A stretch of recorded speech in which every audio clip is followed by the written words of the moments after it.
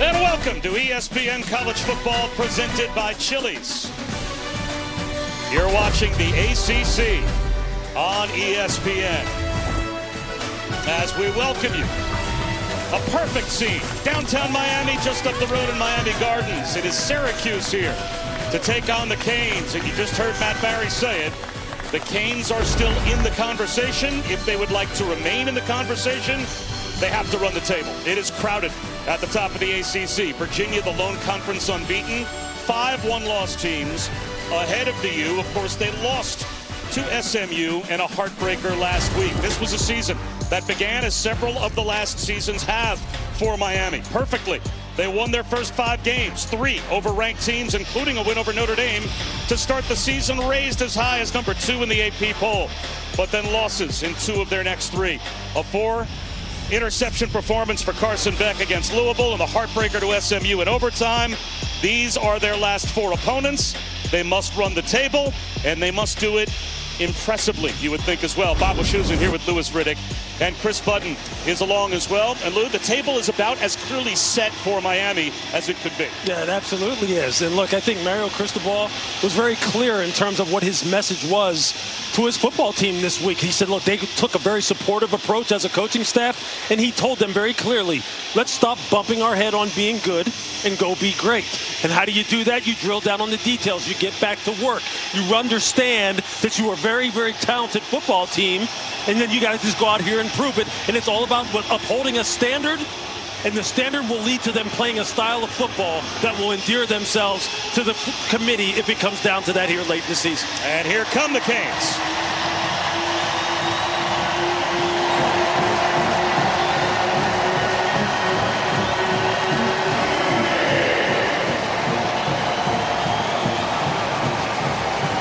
Checking in at number 18 in the initial college football playoff rankings from the committee. And Chris Button, how surprised were they? How surprised was their quarterback? Yeah, Bobby, you're wondering what their attitude would be after that committee ranking came out on Tuesday. When we talked to Carson Beck, he said, I didn't watch the show. We actually had to tell him that he was ranked number 18. But he did talk with some of the younger guys of this group to remind them that there is still so much football left to play. So did Mario Cristobal Friday during their walkthrough. They had a meeting. He didn't say a single word. Instead, he showed 30 of their best clips from the year. He said, I want them not to remember, but to realize that they are still a very good football team. Well, Louis, to your point, don't bump your head against good. Go be great. Yep, that's what the challenge is here today. And it's going to start with the quarterback play and then this fantastic defense. I think we're in for a very exciting afternoon of college football here in Miami.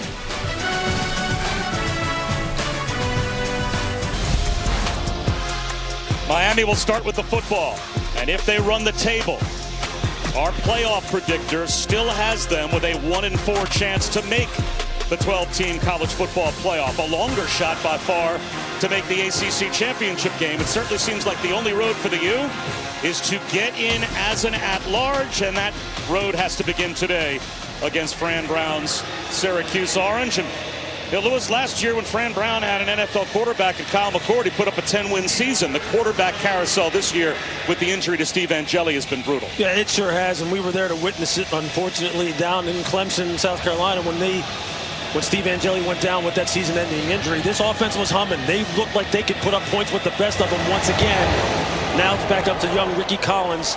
See what he can get done here today. Let's take a look at today's player spotlight, brought to you by Cintas. And Carson Beck needs to hold on to the football and take care of it today. If you go back to last season, he's thrown an interception per game in his last 21 games. Yeah, that's something he's going to have to really drill down on, making sure he's protecting the football. But in his defense, look, he feels as though he played the best game of his season last year in Dallas against SMU. And his offensive coordinator really backed him up in Shannon Dawson, saying he played spectacular in that football game. He's as comfortable as he's been all season. See if he can carry it over here to today. Play action on first down from a clean pocket, but a tipped ball at the line, and on a dive, Antoine Delorier nearly picked it off. It's a nice job by defensive tackle Kevin Jobity of getting his hands up and knocking this ball down, because he had the dynamic freshman Malachi Toney coming open in the middle of the field. You can see him right there on that intermediate in route. And look, Malachi Tony, if you've watched any Miami Hurricane football, you know who he is. I'm sure he's going to introduce himself here at some point in this game early on. Spinning is JoJo Trader. And it looks like he got just enough to get to the line to gain. Might be the nose of the football short of the 35. Nope, they're going to mark it on the 35-yard line, so that should be a first down. Unless it's third down in inches.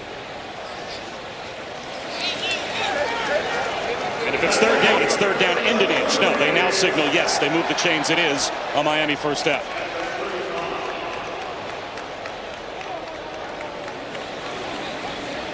Miami without a couple of their most reliable weapons today. No Mark Fletcher. So that's Jordan Lyle getting the start at tailback, and he picks up about a handful. No CJ Daniels as well, their most veteran receiver. So let's take a look at our Chili's 3 impact players.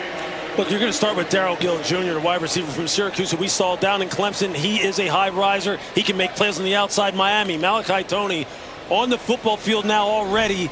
We haven't called his name yet, but we will. And when the defense gets out there, just keep your eye on number 4, Ruben Bain, the defensive end for Miami.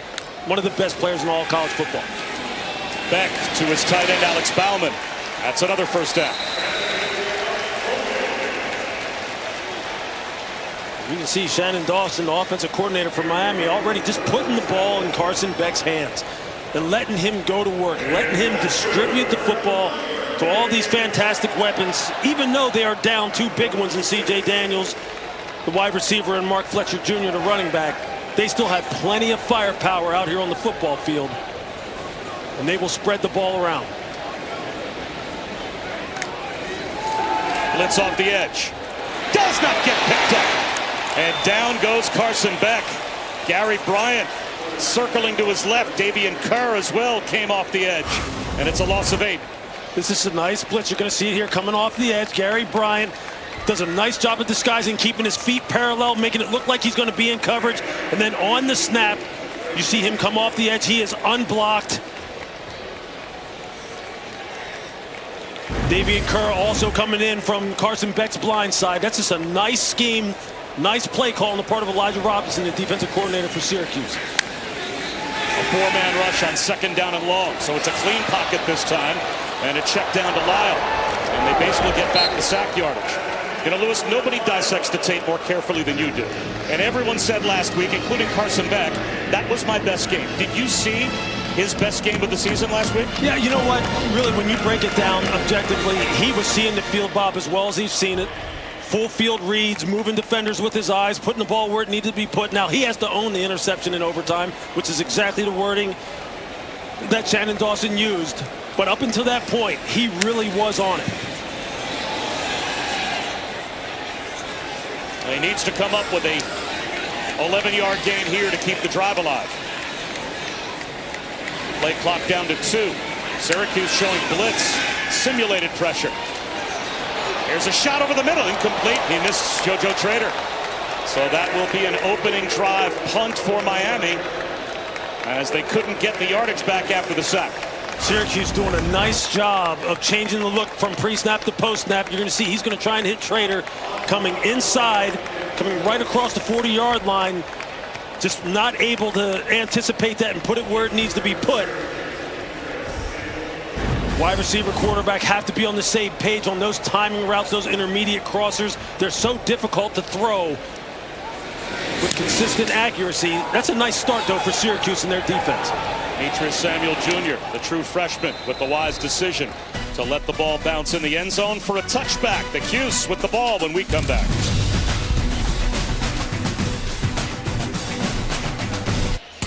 Let's take a look at our keys to victory here today for the Miami offense. Eliminate penalties, dominate on the ground. They threw the ball out in that first drive. They have to establish that run game. Defensively for Syracuse, generate turnovers. Get the ball back to your offense. When you're on offense, win the one-on-one matchups on the perimeter. Ricky Collins has to give these wide receivers a chance to go up and make one-on-one plays because they're as good as any in the country at wide receiver at doing that. And then defensively for Miami, allow less than 75 rush yards. They have to shut down this Syracuse running game and put it all on Ricky Collins' shoulders. And they'll start the opening drive on the ground with Will Nixon. Only a couple of yards. Well, it was a good start to the season for Syracuse. They win 3 of their first 4, but in a win against Clemson, their quarterback Steve Angeli tore his Achilles, and Lewis, their entire season changed then. Yeah, you can just see it there in the record. I mean, just look at it right here. These next 5 games, they go 0-5. They're not able to generate points. They're not able to push the ball down the field. They have 11 turnovers. It has just been a cascade of negativity for the offense. Collins has to throw this one away. They made some changes. On the coaching staff, and then they're hoping that all of this stuff adds up to the fact that Ricky Collins can now maybe settle in here and kind of really establish himself, especially as a passer. They really emphasize the fundamentals for this young man in this week of practice.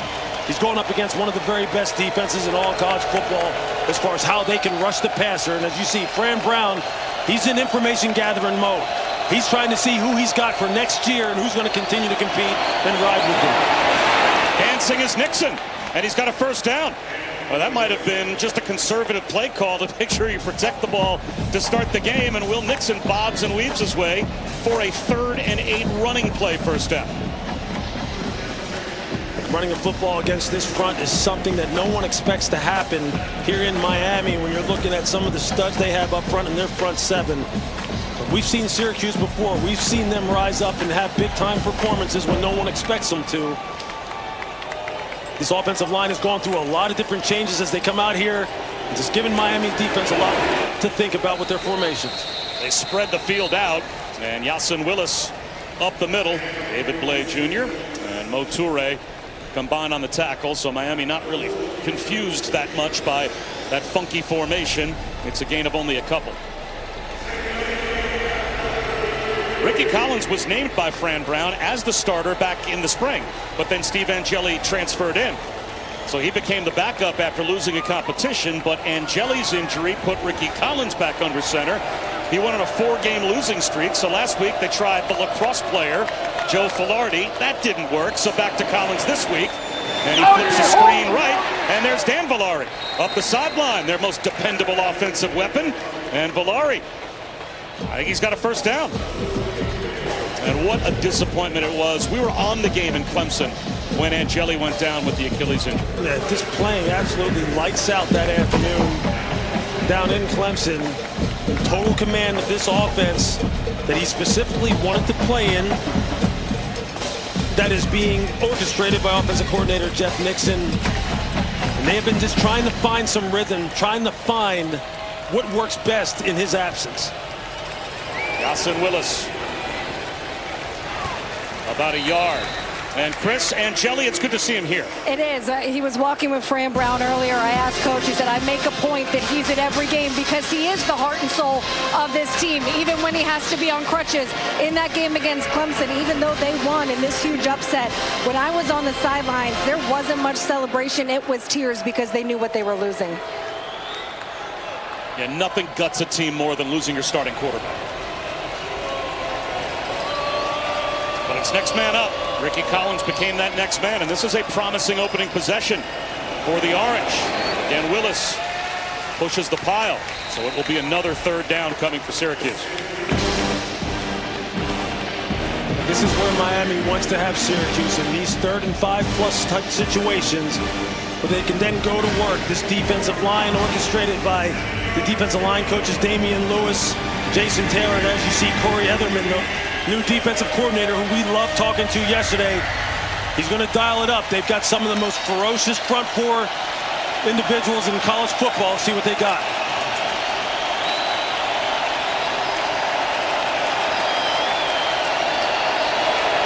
Play clock at 4. Down to 2 and 1. Collins gets it off. 5-man rush coming. Slings one to the sideline, trying a timing route. Wasn't there. Jalen Hornsby, the intended receiver. Ethan O'Connor had him tied up. So Syracuse moved the ball out across their own 40-yard line, but they'll be forced to punt. Well, that's a heck of a job by Syracuse's offensive line. That was a 5-man pressure. It was basically one-on-ones across the board. They had everyone locked up. Ricky Collins has got to give his wide receivers a chance on those outside lane throws, which is something they've been working on him. Or working with him on over the past couple of practices. The tip of the cap to the offensive line doing a nice job in pass protection. Jack Stonehouse is an excellent punter. And he will try to find the corner here. Spins it back before it gets to the goal line to the 2. Oh, you can't do it any better. And they say the ball did not touch the goal line. Stonehouse literally to the doorstep of the chalk. It's a 3-phase game. Special teams, field position going to be critical. Doesn't get any better than that. ESPN College Football is presented by Chili's 3 for Me, the best $10.99 you can eat. In overtime, Carson Beck picked off by Ahmad Moses, and then TJ Harden walks it off. And a game where afterwards Miami Lewis had to be sitting in the locker room and on the bus looking at each other saying, how did we lose that game? Unfortunately, it's been a trend for the Canes in November and December after what have been great starts the last 3 years. Yeah, one of the things they're going to really need to focus in on today is no penalties. They had 12 for 96 yards against us, and you can't win doing that. The details, drilling down on the details. Jordan Lyle, little breathing room out to about the 4-yard line. They had 8 first-half penalties in last week's game alone. A bunch were drive killers, and that's been an Achilles heel as well. It sure has. The self-inflicted kind of, there's going to be penalties in the heat of battle, and the coaches acknowledge that you're going to have some of those. Heck, there are going to be some drops. They had some drops in the football game last week as well. But you just can't have the self-inflicted stuff that's really just a matter of concentration. They want to get rid of that here today. Beck scans the field. Short of the line to gain, out to about the 10-yard line. He finds Trader. So it'll be 3rd down and 1.5 yards. See, the lack of explosive plays down the field, pushing the ball down the field has become something that they want to improve upon. They have tremendous run after the catch guys. Malachi Tony, who operates primarily in the slot, and someone who you're going to look for in this type of situation if they throw it. He's as good as there is at creating, but it's the air yards, getting the ball down the field as they go empty here. And bring the back in the backfield. Short yardage has been an issue. It was an issue for him last week when they decided to run the football. And they'll run it here. Shamar Brown. And it looks like he's got it. Very close, but they are saying without measurement, it is a 1st down. Well, last season with Cam Ward, of course, he becomes the #1 pick in the draft. They were #1 in scoring, #1 in total offense, and the chunk plays were there. Why has it been missing, in your opinion, this year when they've got some weapons? Well, they had them earlier on in the season. Look, the season always has ebbs and flows as far as how these kind of things can come in waves. But it's something that they definitely have the personnel in order to get the job done. They just got to drill down on the details and execute. Again, it's a check down. Makes a man miss. Well, you said run after the catchability, and he showed some there. Davian Kerr came up and eventually helped on the stop. Shamar Brown goes 5'11", 220, and has some really good feet, low center of gravity. And as Davian Kerr finds out, you better get lower than him. Gain of a couple, and that's another Miami 1st down on the carry by Shamar Brown. Well, this running game really is a between the tackles running game. They have big backs. Mark Fletcher, 6'2", 225. Shamar Brown, 5'11", 220. There have been some who follow this football team that have been disappointed as far as their inability to really be explosive, ripping off big plays in the run game. Look, Shannon Dawson still believes in this offensive line and their ability to create. First touch for Malachi Tony. They tried the jet sweep. And Demetrius Samuel Jr., another spectacular true freshman, not only made the tackle, but he's hurt. Demetrius Samuel Jr., he reclassified from the class of 26 to the class of 25 so he could join Syracuse as a 16-year-old back in January. And it's good to see him up and on the sideline. They also have David Reese at defensive end, number 8. He's in his 8th year because of injuries. He was at Florida, injury-filled start to his career. So when David Reese was a true freshman at Florida, Demetrius Samuel was 9. And they're now on the same defense for Syracuse. That is modern-day college football with all the different eligibility back and forth. The COVID year factored in. Fran Brown running down the sideline. I think he was trying to get a timeout call. Instead, it's a screen to Shamar Brown. And there is David Reese to make the stop as they continue to work on Demetrius Samuel over on the sideline. Yeah, Demetrius Samuel has had a fantastic year as a first-year player. Semi-finalist for the Shaun Alexander Freshman of the Year Award. As you see Fran Brown there, look, he made most of his freshman players captains for today's game. He knows what he has in terms of his young guys.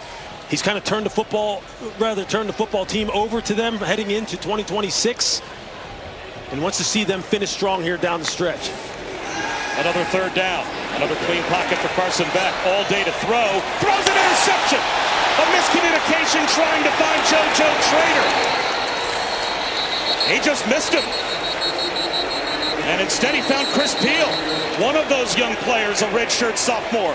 That is a team captain. Is there a flag down back at the line of scrimmage? You can see, you're going to see Trader at the top of the screen right here. He gets tangled up. Defense number 16. 10-yard penalty, automatic first down. So they call Peel for the hold after he got the pick. Right there at the top of the route, you see him grab the back of the jersey. You're going to see that right here. He's in bump and run coverage. His hand fighting down the field. You see that right arm on the top of the shoulder pads of Trader, who gets spun around.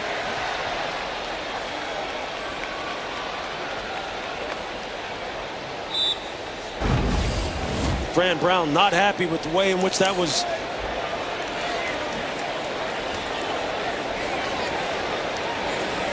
Miami catches a big-time break. Lyle tries to bounce it outside with a stiff arm. It's bumped out of bounds, a modest gain. Yeah, Fran Brown's getting his money's worth with the officials that threw that flag right in front of he and his coaching staff. I mean, you could see the defensive back, Chris, grabbed Trader on the top of the jersey, like right on the back part of the shoulder pad. As Trader was trying to snap that route off. That's going to be a flag most times. I mean, people are going to throw the flag there if you impede the wide receiver in terms of him getting in and out of his break. Blitz off the edge. It's picked up. On the move is Carson Beck. Buying time. They'll tuck it under and slide and get to about the 42. So it will be another third down coming for Miami. And there you get a little glimpse of one of the things that Shannon Dawson, the offensive coordinator, told us as Fran Brown just continues to give the officials an earful. But Shannon Dawson said, look, he told Carson Beck, there's going to be some times where use your legs. Go ahead and pick up first downs, gain positive yardage. Don't just sit there in the pocket. Be a little bit more creative. You're a much better athlete than people give you credit for. And there you saw a little bit of timeout now called by Syracuse defensively before this 3rd and 6. A drive that began at the 2-yard line for the U. They're trying to keep it alive.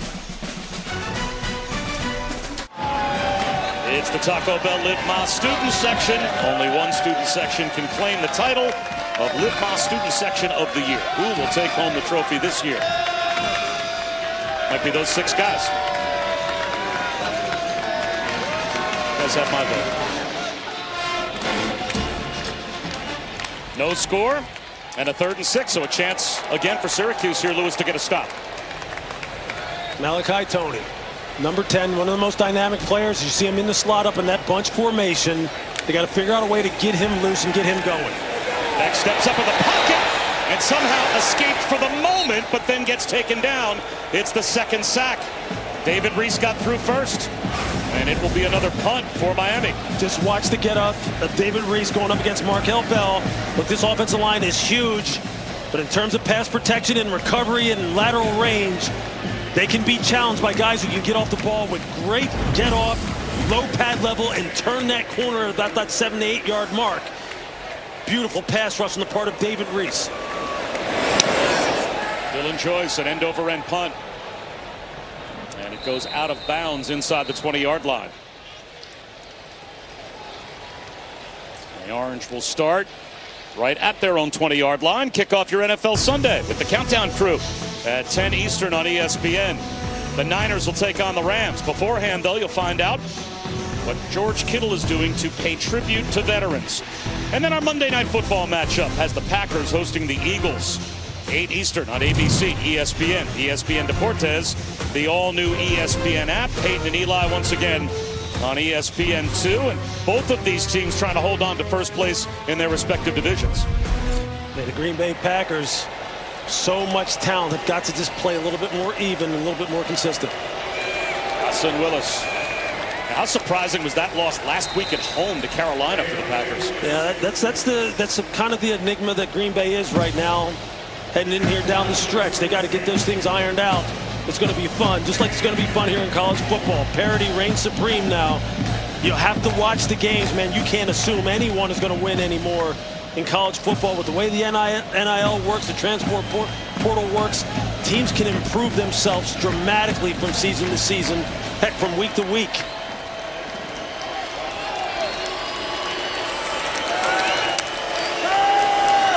Four-man rush. Collins backpedals, and the screen incomplete. Dropped by Willis. And maybe a wise drop. He might have lost yardage. There was Reuben Bain creating havoc. And this is his signature move. Watch him. He's just going to chop the inside arm down and then dip that inside shoulder and turn the corner. Watch. There's the chop. And then you kind of rip and you swim and come underneath, bend that corner. He's just got that great get off. They have got a bunch of guys on this defensive line. Akeem Mesidor, number 3. There you see Bain on your screen. Herbert Scroggins, the 3rd. You're going to see him in there.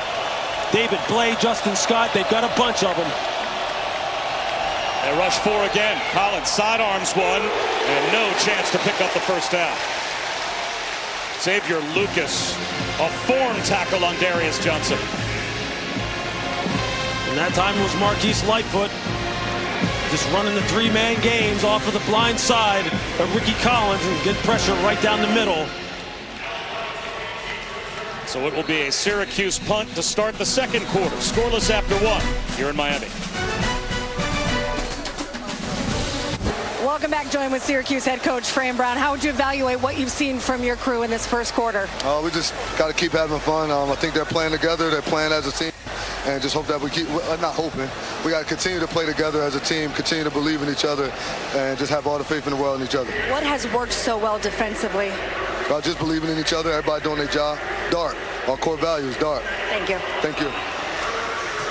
Yeah, Dart, Lewis, they lean on those core values. They sure do. It stands for detailed, accountable, relentless, and tough. It's something that Fran Brown has really instilled in this football team. It's how he wants them to play regardless of who's out there on the football field, and it's served them well, and they're playing that way so far. Stonehouse will try and change field position. Tony dangerous, flag down at the snap. Tony takes a look, late fair catch signal at the 25-yard line. We'll have to check the penalty marker. A 52-yard punt and enough hang time for no return. That's an NFL punt from Jack Stonehouse if it holds up. It's against Syracuse.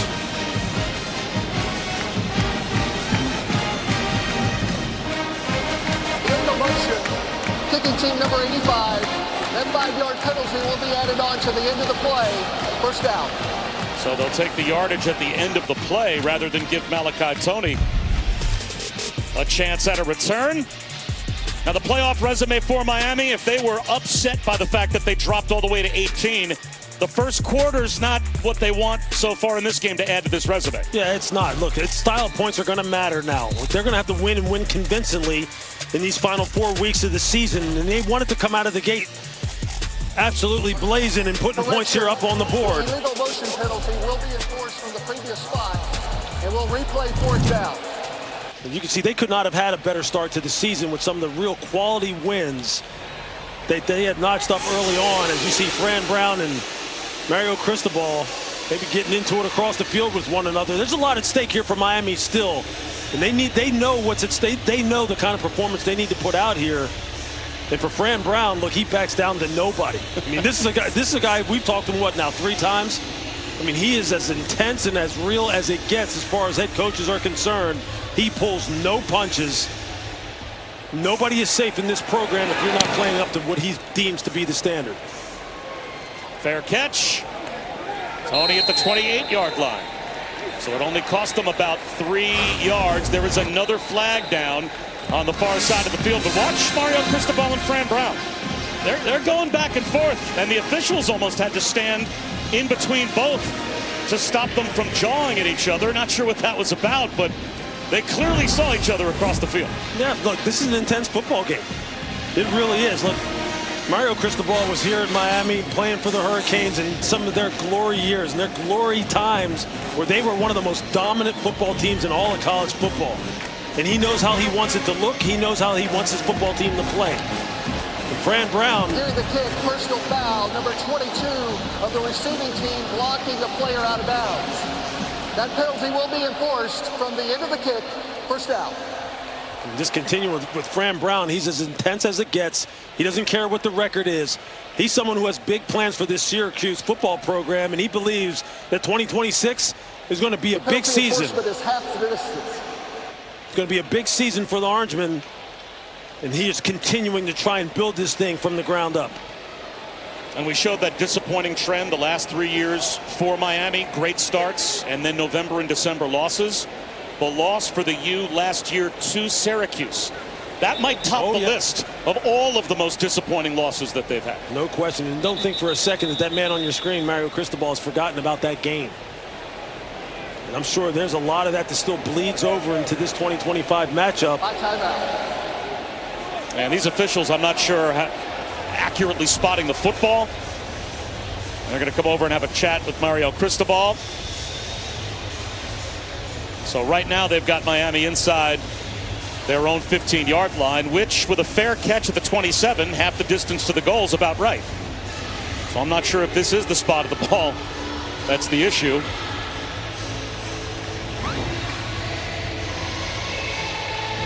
Now we're going to go all the way across the fields and chat with the other head coach.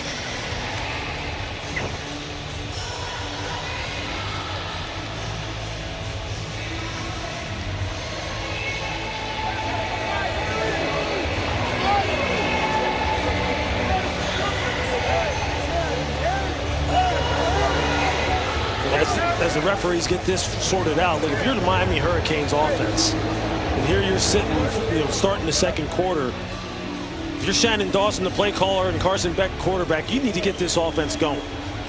You need to get some drives sustained, pick up some first downs. You need to kind of like wake up this crowd here today and kind of like generate some excitement for your football team. Get it into the hands of the playmakers here that can kind of get this thing started.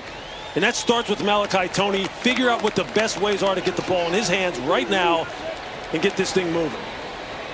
So after a long delay with the officials, Miami back to work. Shamar Brown dragging a tackle all the way out across the 25-yard line for a first down. 13-yard gain. And a tough run at that for Shamar Brown. That's a heck of a run. And just watch Malachi Toney here. Watch the freshman wide receiver. Look how he blocks down on the safety, Raheem Long. He said, hey, you don't have to give me the football. I'm still going to affect this football game. Shamar Brown for a yard. Another example of what the transfer portal can bring you, right? North Dakota State for Shamar Brown. I mean, missed in recruiting. He was, for freshman in FCS last year, #1 in attempts, #1 in yards, #1 in touchdowns, and now he's at the U. And won the Jerry Rice Award as the top FCS freshman a year ago. And he has big shoes to fill today with Mark Fletcher Jr. not being in the lineup. But he's got fantastic skills. Goes Malachi Toney. Back, spins out, avoids sack number 3, but misses Shamar Brown as well. It'll be 3rd down and 9. Another spin move for David Reese to put the pressure on. That is just a heck of a move by David Reese against C.C. Mauinoa, one of the best offensive linemen in all of college football. As you look at some of the prominent players from Miami that aren't playing today, C.J. Daniels, the fantastic wide receiver, Mark Fletcher Jr. we talked about, O.J. Frederick, dynamite corner. I'll tell you, this Syracuse defense right now, they are dialing it up against this Miami offensive line. Pass rushers really good and good jumps off the football. And Carson Beck has not looked comfortable yet in this game. Bullets 1 incomplete. JoJo Trader, again the intended receiver. And Chris Peel knocked it away. Peel, the redshirt sophomore from Charlotte, North Carolina. I'm just going to see him just backpedal, cluing the quarterback, reads the route perfectly, gets a good break on it. Trader just too slow coming out of the break. You can see #1. Look at JoJo Trader as he rounds that curl route off. There's just no explosiveness coming out of the break, and that just gives the defensive back time to close ground quickly and come up with the PBU. Flags at the snap. This will be another Miami penalty. It's a false start. False start. Offense. Number 41. 5-yard penalty. 4th down. My boy Lewis, we talked about it at the start, and the Miami contingent knows what they have to do. They need to win, and they need to not just win, but win convincingly to move up in the college football playoff standings, to add to their resume, and this is not a good start. Yeah, this is one of the things that you worried about with this football team. How are they going to handle it when it wasn't assured that they were still going to be in the race for a college football playoff berth? Returnable for Demetrius Samuel.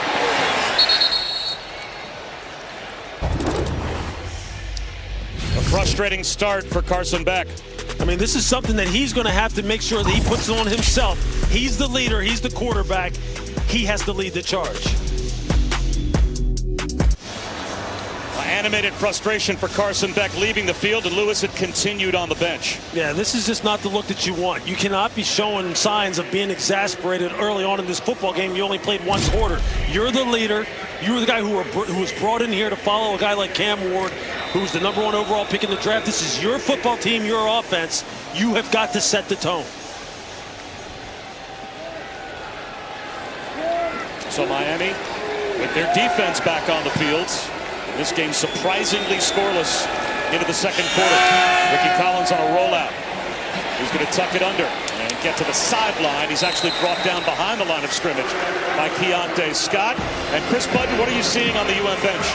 Honestly, a very quiet bench, and it's been this way since the beginning of the game. Almost a very sleepy start. I've watched Carson Beck come off on every drive. There's not really anyone trying to provide any motivation, any spark. Michael Irvin has just come over trying to get something going. Coach is not coming over either. Just a very quiet Miami sideline. Interesting. Second down and 11. And that's dropped. Tried to fit one into Will Nixon, so it'll be 3rd down and 11. And Lewis, we talked about Cam Ward being the #1 pick last season, and how that infectious leadership from him was a big part of his success. Yeah, no question. Look, and Shannon Dawson talked about it too. There were just certain things that were inherent in Cam Ward that aren't going to be inherent in everyone else. I mean, not every leader leads the same way, and Carson Beck doesn't need to lead that way either. But in times like this, where if you want to have any shot of making it to the college football playoff, you're going to have to be the one who takes the bull by the horns and lead them out of it. And now for this defense, they have to get off the football field here and get the ball back to their offense. Escaping is Ricky Collins, and he's got a 1st down. He found an escape hatch. Great eyes from Ricky Collins. Just watch it, the navigation of Ricky Collins in the pocket. Watch how he steps up and to his left, keeps 2 hands on the football while his eyes are down the field. I mean, that's textbook. That's the kind of thing that Fran Brown wants to see from his signal caller. That's why he made some of the changes he made on the coaching staff. You see it paying off in his footwork. One-on-one down the sideline, almost intercepted. Xavier Lucas, he tied up Jalen Hornsby. And Lucas is going to come down with that interception. Ball hits him right in the hands. Did a really nice job playing one-on-one coverage on the outside. He's in press coverage, pins the wide receiver to the sideline, turns, looks back for the football, does everything perfectly, just needs to finish. Ricky Collins got to be sure to keep the ball out of harm's way. He's trying to give his receivers a chance. You see the mobility component that he has to his game. Just has to protect the football. Near midfield to make it 3rd and manageable. Nice little quick pass, change the launch point off of play action, get Ricky outside the pocket on a half roll, slows Ruben Bain's rush down. That's a nice play call by Jeff Nixon, the offensive coordinator, to get him in a 3rd and manageable situation, where now Ricky Collins' legs comes into play again if he can't find an open receiver. True freshman Darian Williams in motion. Miami shows blitz, here they come. Collins, he finds the true freshman just beyond the sticks for a Syracuse 1st down. That's a nice job by Ricky Collins. He's going to get pressure in his face. You're going to see the nickel, Keontae Scott, coming off the edge. He knows exactly where his outlet is immediately and gets the ball to Darian Williams. Again, another one of these freshmen that Fran Brown continues to put responsibility on their shoulders here in the final stretch of this football season, building towards 2026. Another Miami blitz. Another one-on-one down the sideline. Again for Jalen Hornsby. That time, Damari Brown was there in coverage. Now, Ricky Collins spent a couple of years in Baton Rouge backing up Jaden Daniels, Garrett Nussmeier for LSU. He was really mentored by Jaden Daniels. He was described as being attached at the hip. They've worked out together in the offseason as well. So that's a pretty good tutor. Absolutely is. And look, what Ricky has to do, especially on these outside lane throws, these back shoulder fades, these back shoulder comebacks. He just has to give his wide receivers a chance to compete for the football. 2nd and 10. This time, he will not escape. Akeem Mesidor with an edge rush and a sack. Akeem Mesidor, just watch the pass rush. It's just a double hand swipe. Watch his hands. He just smacks down the hands of the tackle, Travion Mack, right there. And then throws the rip, bends the corner, and finishes. With these two defensive ends, Akeem Mesidor and Ruben Bain, being tutored by the great Jason Taylor, who I had a chance to talk to on the field and talk to him on the phone this week. He has just given them all of his knowledge as far as how to beat dynamite pass rushers that can play at the next level, and you're seeing it on the football field. 3rd and a mile. Ricky Collins, again, trying to get it with his legs. And he'll hop out of bounds in plus territory. Nowhere near the first down. But now a decision. 4th down and 8 across the 50-yard line. I would imagine Fran Brown would punt. But at 3 and 6, who knows? Oh, here comes the punt group. Yeah, I don't know if I've heard you speak more glowingly about talking to a coach, an assistant, a player, whatever, than you spoke after you spoke with Jason Taylor. Like he is just, he's the dude, man. There's just certain guys that when you look at him and you see Jason there on your screen, he was a bad dude on the football field as far as his ability to rush the passer. You know, some of the great players like himself, they can't always communicate with youngsters as far as how to get it done. He is a great communicator. He is going to be a future head coach if he wants to be. Look, brought to you by Fly House. Good start, Lewis, for the Syracuse defense. Yeah, just changing up their looks in terms of their pressure packages. This time they've been Gary Bryant off the slot. They're not able to get him picked up, and he gets a free run. And then you just see David Reese just going to work on Markel Bell with the outside speed rush. And making Carson Beck feel uncomfortable in the pocket as you see Shannon Dawson, the offensive coordinator. I mean, these first 3 drives, that's just not what you want. You don't want to be punting the ball away. You are expecting to move this football down the field with a defense that is against a defense that's really struggled this year. I mean, there's just no two ways about it. Syracuse has struggled on the defensive side of the ball. And this is not a talent issue on the part of Miami. This is a team that right now is struggling to maintain their focus and string together some good plays and some good series that result in points. They need to get it together here quickly. Right here with Jordan Lyle. 1 jet sweep to Malachi Toney. That's his only touch so far, and we're well into the 2nd quarter. Yeah, at some point, someone is going to have to provide a spark, and Toney can do it as well as anyone, both carrying the ball out of the backfield as a receiver and as a return guy.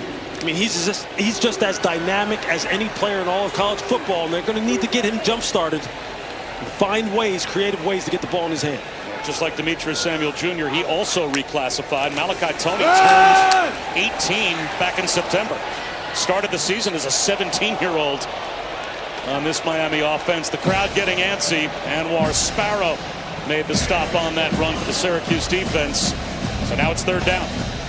Look, I understand what Shannon Dawson wants to do. He figures I have an offensive line that goes 345, 325, 345, 335, and maybe an offensive tackle in CeCe Malanoa who's going to be a top 5 pick.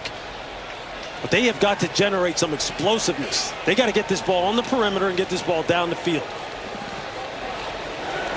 Only 1 for 4 on 3rd down so far. Carson Beck floats one. Catch and run. No!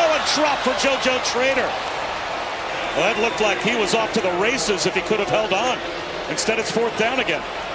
It was JoJo Trader last week that had a drop that led to maybe a game-changing play in terms of momentum against SMU. You see him here on the shallow cross. Ball's just right in his hands, a little bit behind him, but you got to pull that in and you got to be off to the races. This has got to be a completion. And this is kind of the thing that has been ailing Miami over the past 3 weeks in terms of their uneven performances that have resulted in them losing 2 of the last 3. You mentioned it, Trader last week, a ball off his fingertips that resulted in an SMU interception. That was the only touchdown SMU had the first half, but it kept the game close, and eventually it was an SMU win. A look at this week's college football playoff rankings brought to you by Allstate. 2 games of the top 12 right now. Oregon and Texas A&M on top. Fernando Mendoza and Indiana. An incredible touchdown drive at the end to pull one out of the fire against Penn State, and certainly a statement made by Texas Tech, Lewis, against BYU. Yeah, but Texas Tech, they have got it going on down there. And how about Mendoza's throw and catch at the end of that Penn State game? That's as good a throw and catch as you will see. Just par for the course for college football in 2025. Hassan Willis backs his way for about 3.5. I was told a bunch of my Jets buddies were at that game checking out Fernando Mendoza. I'm sure they're going to be doing all of their homework with all the first-round draft choices they have coming their way the next couple of years. There are a lot of NFL folks watching that Indiana-Penn State game today. Look, the quarterback position this year has just kind of been a revolving door as far as what the consensus seems to be in terms of who's the top quarterback in the country. Yep. It's made the year exciting. Maybe not exciting for the fan bases, but it's made it exciting for the viewers. Again, Hassan Willis, 3 yards short of a first down. Who's your Heisman guy at this point? Do you even have an identifiable favorite for the Heisman? Yeah, I mean, that just changes week to week. And I think at this point, you know, a lot of times, just like the conversation for the MVP in the NFL, I don't like getting into that too much right now. Because right now, there's a lot of good football yet to be played. And I think you're going to have to look at the entire body of work, because these young men, well, they can go from 1 week looking fantastic to the next week, you just leave you scratching your head.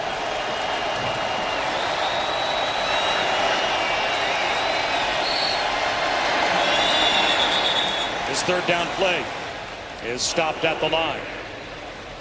Looks like this will go against Syracuse, so this will change things dramatically from 3rd and 3 to 3rd and 8. Offense, number 78. 5-yard penalty, 3rd down. It has been an adventure on the offensive line, just trying to find healthy bodies for Fran Brown. Yeah, it's just been a revolving door. They haven't barely been able to settle in. I mean, Joe Cruz, who you see starting at the center position, typically a starter at the right guard position. Demetrius Weatherspoon, normally the right tackle. Travion Mack, the left tackle. No TJ Ferguson here today. It's been tough to really establish some continuity up front for them. Tough against these pass rushers for Miami. Nice shoulder dip, though, for Ricky Collins. And he will come up 2 yards short. Mo Toure made the tackle for Miami. And you see the athleticism of Ricky Collins. His poise in the pocket. Looks a lot more under control. Still needs to be a little bit better as far as his accuracy outside the numbers. Number 19 is now number 85. There's just no margin for error for this Syracuse offense. You can't have self-inflicted penalties. You have to stay ahead of the chains. You can't get in 2nd and 3rd and longs. But their defense has played pretty darn good here today, and really has Miami's offense just looking awful sluggish. And a chance to control field position again here. Malachi Tony inside the 10-yard line on the fair catch. Now a quick word from Verbo.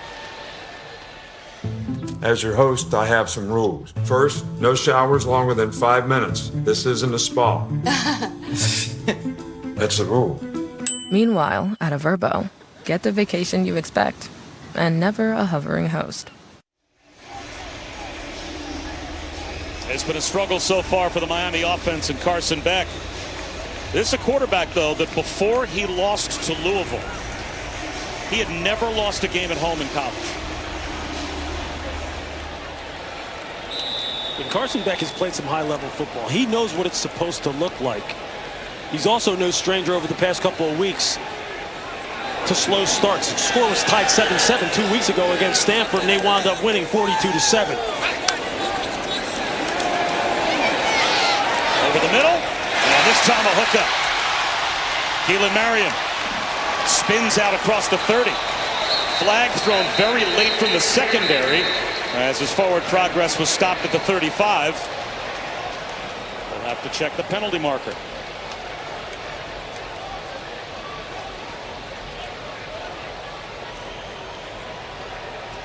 There's no foul on the play for face mask. First down. So they pick the flag up, and Miami's got 25 yards. That's their longest offensive play so far. They only had about 60 yards of total offense before that play. It's a nice job of hitting the in-breaker over the middle, right behind the linebackers who got caught short, staring at the quarterback in the back, eyes in the backfield, not getting enough depth. Now Beck just needs to see if he can establish some rhythm now. See the field clearly, deliver the football. Play action, blitz picked up, flag down everywhere. Carson Beck scrambles to the sideline and gets dragged down by Nathan Niandoro, but it's probably going to be holding. You're going to get a holding on Elijah Lofton, just blocking on the edge. Holding, offense number 9. Penalty is 10 yards. First down. You're just going to see him right here. You're going to see he's going to get pressure off the edge from the defensive back, McDaniels. Left arm goes underneath the chin on the face mask. You're going to see he just pulls him to the ground and jumps on his back. It's these kind of penalties, self-inflicted wounds, offsides penalties, drop passes. These are the kind of things that have started to really creep into the play of the Miami Hurricanes over the past couple of weeks. And that's why we're sitting here at 0-0 with 4:33 and counting left in this first half. Tony in motion on 1st and 20. They run it with Shamar Brown to the 33-yard line. He picks up 8. Dion Wilson Jr. made the stop for Syracuse. So it'll be 2nd down and 12. You just sit and think at this point in time in this football game, how in the heck are they not able to get Malachi Tony some touches? Whether it be a jet sweep, a quick now screen, a rocket screen, a tunnel screen, let him carry the ball out of the backfield, something to get him going.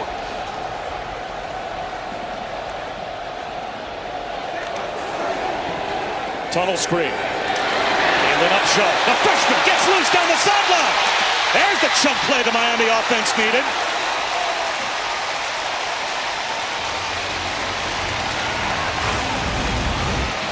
Just look at the block from the center, Brockemeyer, 52.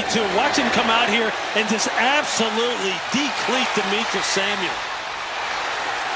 Maybe that's what wakes up this Miami offense, this offensive line, just lowering the boom on that wide receiver screen.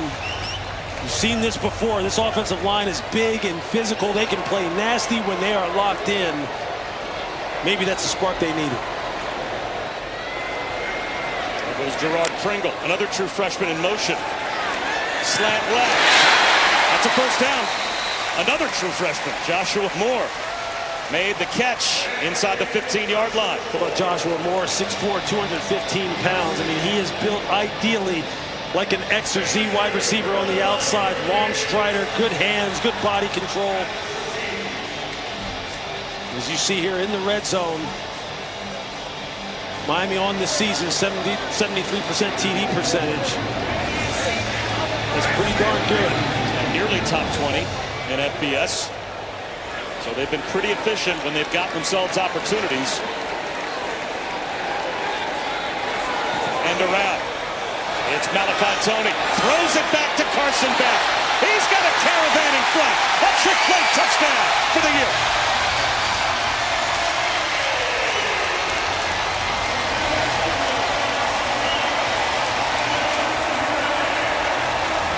The body language just got a lot better.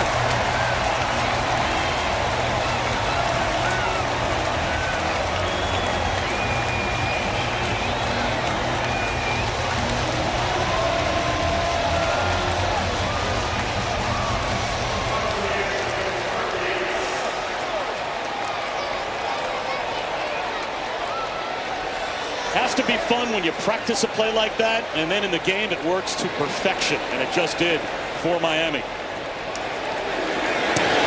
And they've got the 7-0 lead. You see that quarterback background that Malachi Tony has.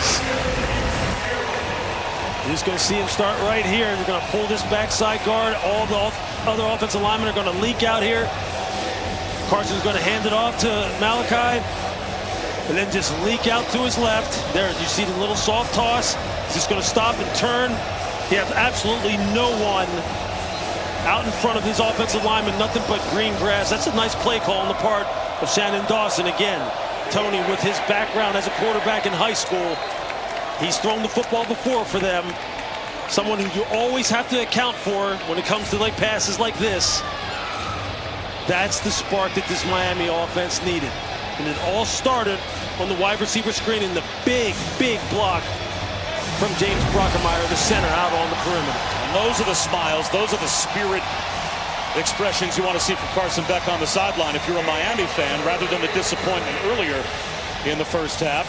And now we'll see if Syracuse can respond. They still have plenty of time, a couple of timeouts, the 2-minute timeout to help them as well.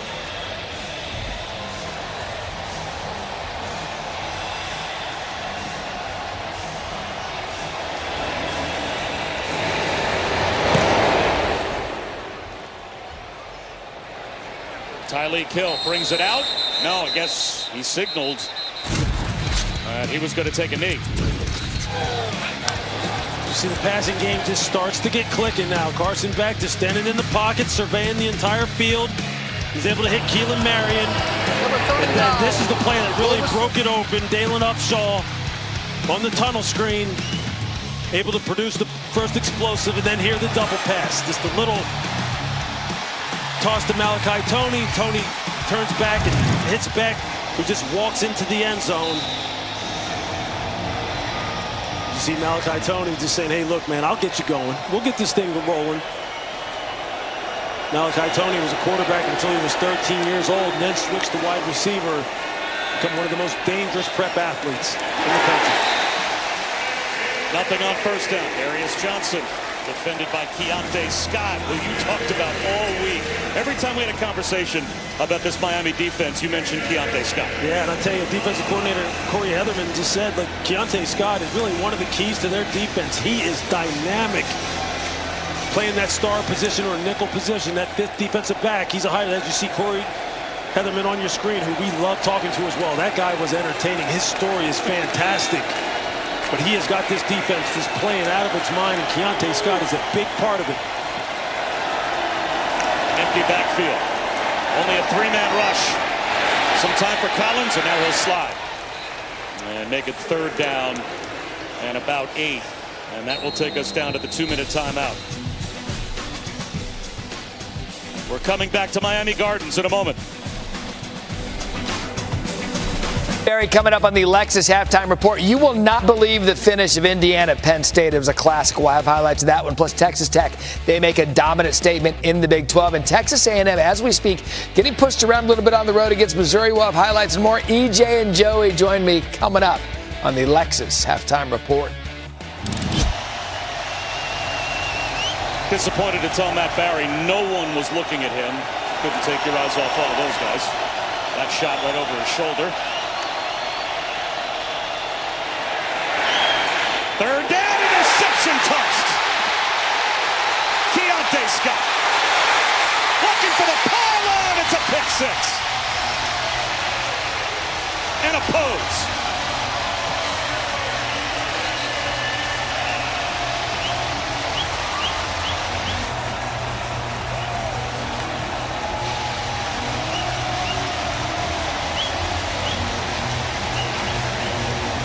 A flag down at the 5-yard line, but it was well after the interception.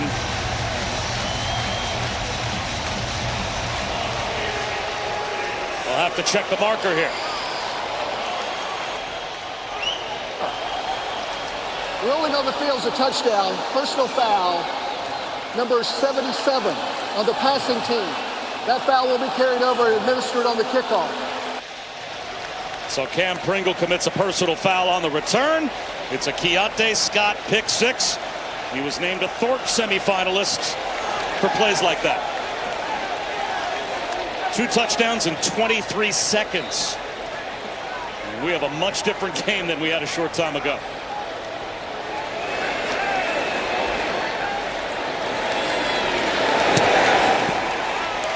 $14-0 Miami. You're going to see it here. It's a cover 2 look. They're going to drop a safety down, drop him out, and they're just going to play 4 under 3 deep. And you're going to see Keontae Scott right down the hatch, just backing straight up.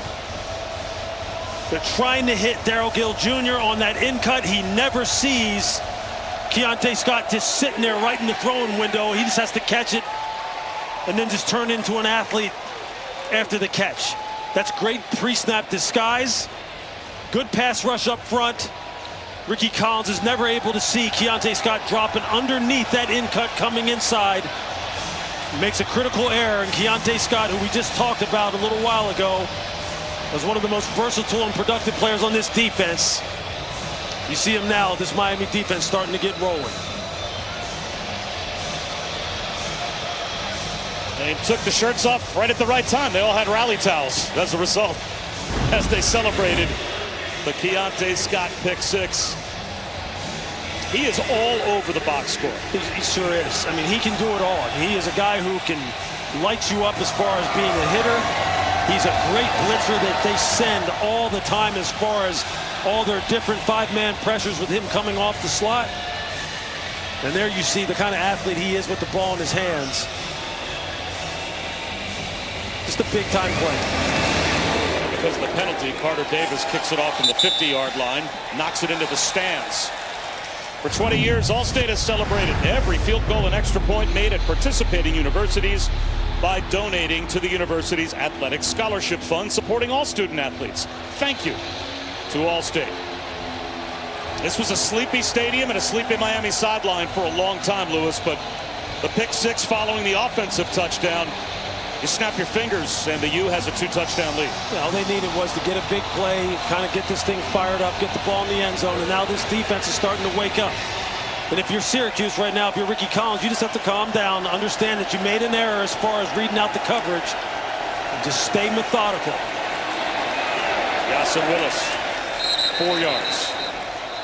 Low Touré, another stop. This is all part of the process that Fran Brown is going through with this football team. First charge timeout, Miami. And gathering information. Timeout. Game clock operator, let's put 1:43 on the game clock. 1:43, thank you. And Mario Cristobal not that worried about the Syracuse offense right now, even after a 4-yard gain. He's spending his timeouts banking on a 3-and-out, and his offense getting another chance before halftime. Tuesday night on ESPN and the all-new ESPN app, we'll have the exclusive reveal of the next college football playoff top 25 rankings. Reese and the guys will break it all down top to bottom. We'll have coach reactions as well as a live interview with committee chairman Mack Rhodes, the Baylor athletic director. Right now, Virginia, a decided advantage in our all-state playoff predictor to be the ACC representative in the 12-team playoff. And well, based on those first rankings, how far Miami dropped, how far Georgia Tech dropped, committee seems to be sending a message they think the ACC is a one-bid league. Breaking free. Yasin Willis close to midfield before he goes out of bounds. 22 yards. That is excellent execution on the part of the Syracuse offensive line. Just run a little bit of a power scheme, pull the guard around. And you see Willis just hit that thing downhill, and he is out the gate. They give it to him again. And this time only 2 yards. And it looks like Miami's not using their timeouts now. Syracuse still has 2 left.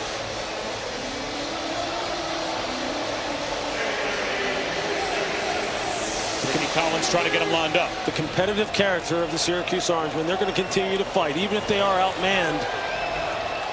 This offensive line been reshuffled. Ricky Collins still trying to sling it. Rips a throw into a tight window, and Jonte Cook is able to scoop it up for a first down. That'll stop the clock for the moment, allowing the Orange to hold on to their 2 timeouts. So it's 1st and 10. Play action for Collins again. A one-on-one down the sideline. Nearly hauled in. Cook had it in his hands. Couldn't make a contested catch around Xavier Lucas. That is a heck of a throw by Ricky Collins. As you see Jonte Cook with the outside release going up against Lucas. Look at where he drops that ball in there. He puts it at the only spot really where Cook can potentially make a play on it. You're seeing Ricky Collins, though, as far as his fundamentals, his footwork in the pocket, hitting his back foot, letting the ball go. He's trying to establish some good habits and work on his development. Reaching up to make the catches, Cook. And he's 2 yards short of a first down. But didn't get out of bounds to stop the clock. So still 2 timeouts. 3rd down and 2.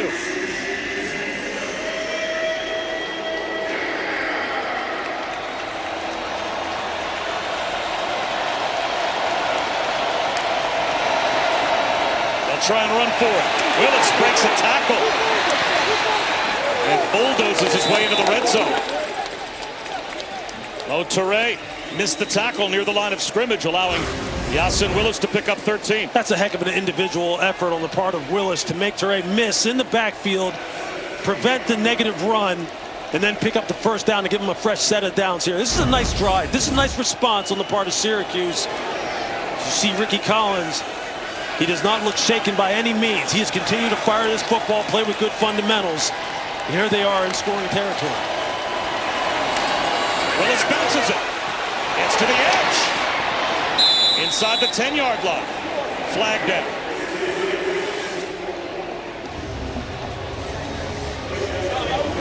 Another good read, another good run by Yasin Willis to jump this ball outside with a nice jump cut. Actually, no flag thrown on the play. Syracuse playing hurry up, high snap, pulled down, and Willis gets to about the 5-yard line. Again, those 2 timeouts available. And Fran Brown will call one here. How about this response? Syracuse, 30 seconds, first down. How about this response by this Syracuse offense? Heck of a drive. No question about it. Miami able to get some things going here with the throw back to Carson Beck, which is a great play call on the part of the Miami offensive coaching staff. And then just a big-time pick 6 by Keontae Scott, sitting right where he needs to sit in the throwing window and then turning into an athlete and putting 2 touchdowns on the board and building a 14-0 lead. But this is the best offensive series that Syracuse has had here today. Well, it's the Syracuse offense last week with Joe Filardi at quarterback that only threw for 39 yards in the game. Yeah, I mean, this is what you expected. This is really what Fran Brown wanted to see with some of the changes now with Mike Johnson, the new quarterback coach in the room with Ricky Collins, really working on his fundamentals and his process. 30-second charge. You know it's going to be a work in Miami. progress. It wasn't going to be perfect, but he's looked pretty good here in this drive in particular. Mario Cristobal calling a defensive timeout here. So 22 seconds. Still a timeout. Bob Wischusen, Louis Riddick, Chris Budden with us as well. How about the overall for Miami, though, in the first half? They're the ranked team. They're the team still in the mix for the college football playoff. Yeah, it was a little bit of a sluggish start. That's no secret. I mean, but they were able to finally muster up some excitement in terms of explosive plays, and then the defense kind of comes up with the pick 6. Nothing ignites a football team better than a scoop and score, a pick 6, or a return for a touchdown, and they've done that so far this year at different points in time. But now again, hey, Syracuse, give them credit. Yep. They have not folded and said, hey, you know what, Miami, we're going to lay down for you and let you kind of build up your resume, you know, and kind of impress the CFP, the College Football Playoff Committee. We're going to continue to fight. And here we are knocking on the door to make this a 1-score game.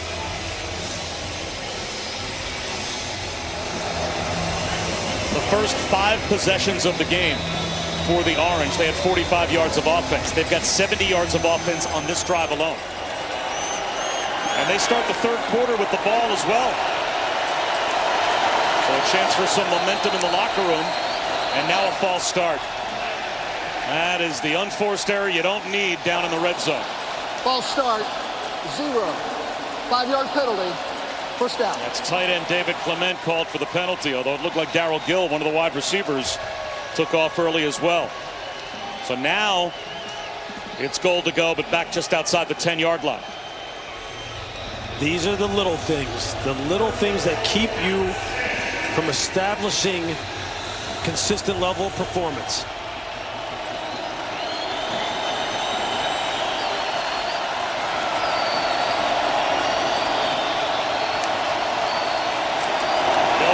Willis, and he won't go anywhere. That's going to force Syracuse, I would think, to call their last timeout now. They have to. Did the ball get ripped out by Miami? They think they've got it, and the officials are trying to pry the pile apart. Miami thinks they've got a takeaway, and they do.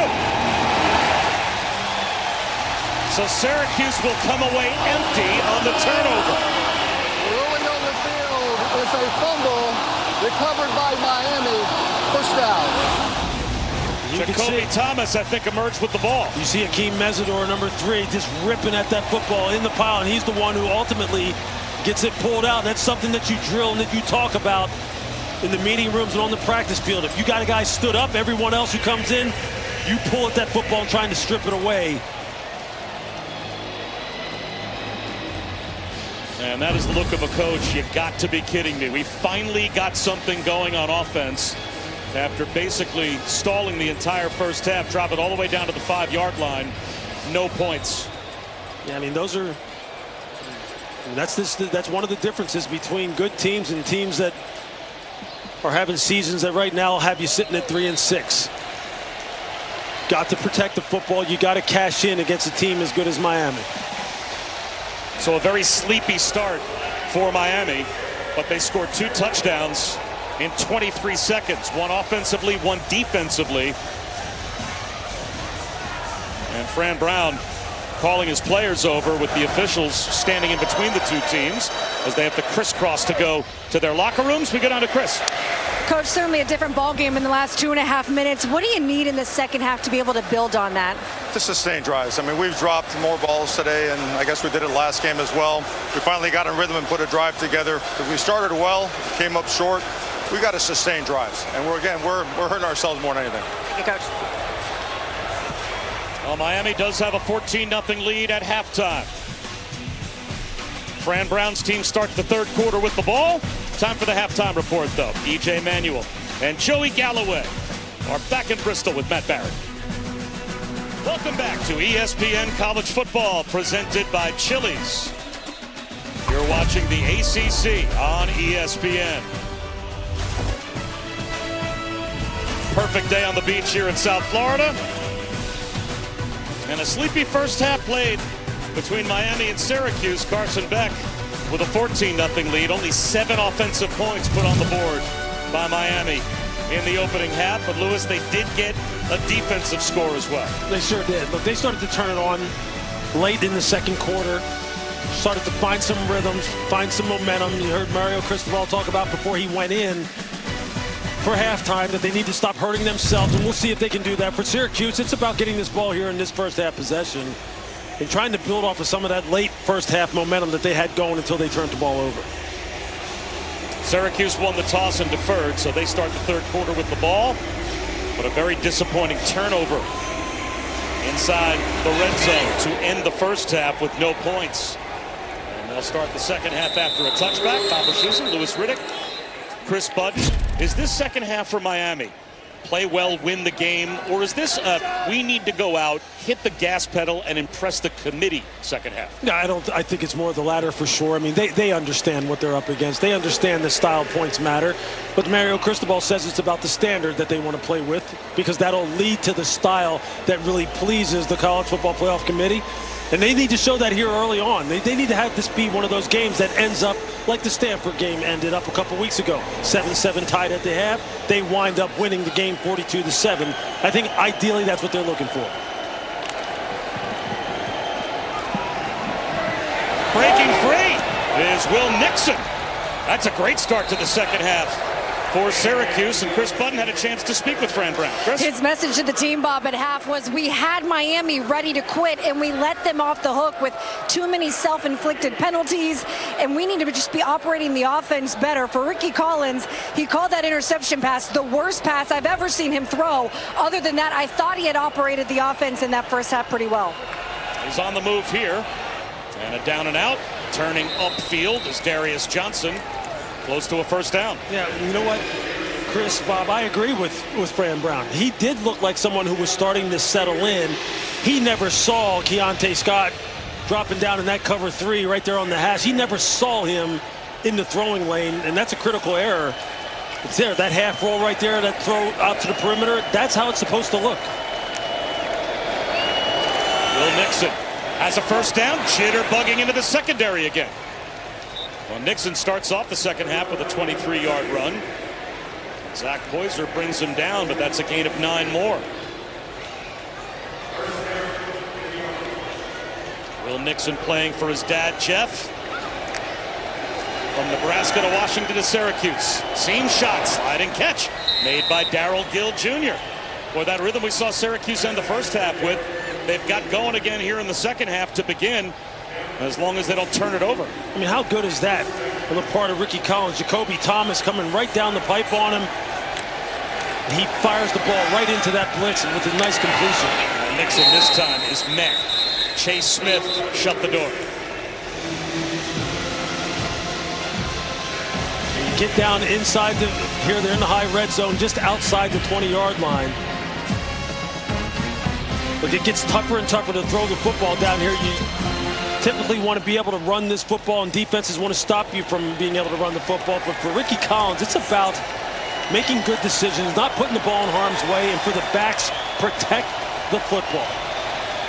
And now it's a true freshman and a tailback to the left of Collins. That's Tyreek Hill. Play action. Avoiding a sack, but eventually going down is Ricky Collins. He may have gotten back to the line of scrimmage. Armando Blunt made the stop. Now it's going to be 3rd and long. You're going to get pressure here. You're going to get pressure off the edge. Ricky Collins is trying to keep his eyes down the field, navigate the pocket. You see he's able to escape one, but then Blunt comes in and finishes him off. You can clearly see what Corey Heatherman, the defensive coordinator for Miami, is trying to do.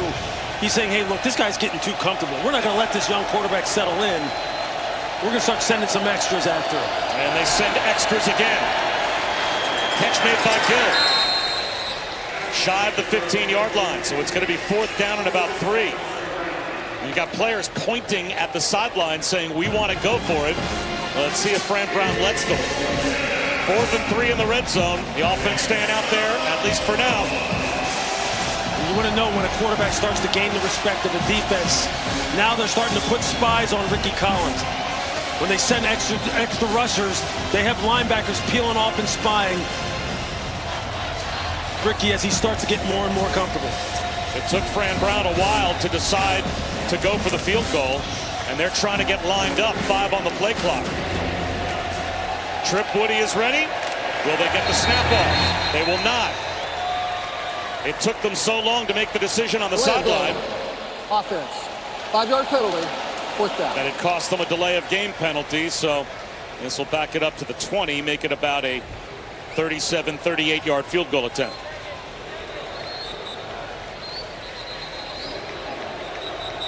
Trip Woody has kicked well so far this season. Won the job in training camp.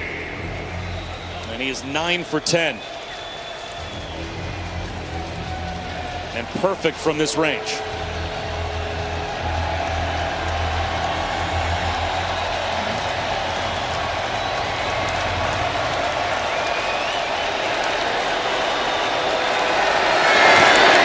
And he'll stay perfect. Right down the pipe. So Syracuse is on the board. 14-3, Miami.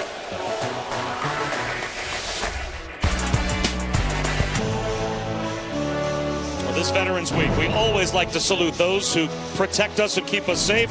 Some courageous soldiers from around the globe proudly showing off their team pride. And we also have 6 members of our crew who are veterans. So we thank Ryan Jones, retired Green Beret, Sean Erickson, of the Army National Guard. Mike Malini, retired U.S. Marine. Matt Palco, member of the Navy. Chuck Daly of the Army, and Glenn Scanlon of the Air National Guard. Thank you all for your service. Keelan Marion going to run this one out. Ping pongs out to about the 23-yard line. 14-3 Miami. They scored 2 touchdowns inside of 30 seconds, one offensively and one defensively, to take the lead at halftime. Syracuse with a field goal to start the third. The Keontae Scott pick six. That was a big game changer. It absolutely was. Look, the big plays have really turned this game around for Miami, but I think fundamentally the fact that they only have 28 yards rushing here in the first half of this football game, that's probably not exactly what Shannon Dawson had in mind, especially against a team that has really struggled to stop the run, that has been pushed around up front like Syracuse's defense. See if they can try to establish that again here in the second half. Jordan Lyle with a stiff arm, no gain. He might have lost a yard. A little something extra on the sideline, and a flag is thrown. It looked like Kevin Jopity jumped in late for Syracuse. Personal foul, face mask. Defense number 8. 15-yard penalty. Automatic first down. Instead, it's David Reese called for the face mask. Yeah, you can see Reese, his left hand is right up underneath the chin of Jordan Lyle.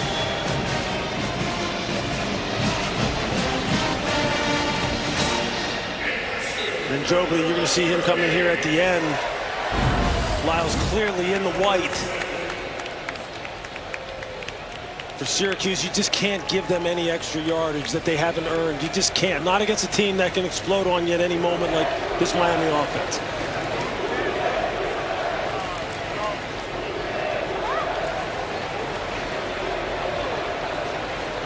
Play clock at 2 for Beck. They barely get it off. There's Jordan Lyle again. Well, this Miami offense last year, led by Cam Ward, 10 times went over 500 total yards. This year, against USF and Bethune-Cookman, those are the only 2 500-yard games they've had. And unless they really explode here in the second half, they're not going over 500 against Syracuse today either. They've only got 167 total yards to this point. Beck, seam shot, and strike! Keelan Marion splits the safeties. Touchdown.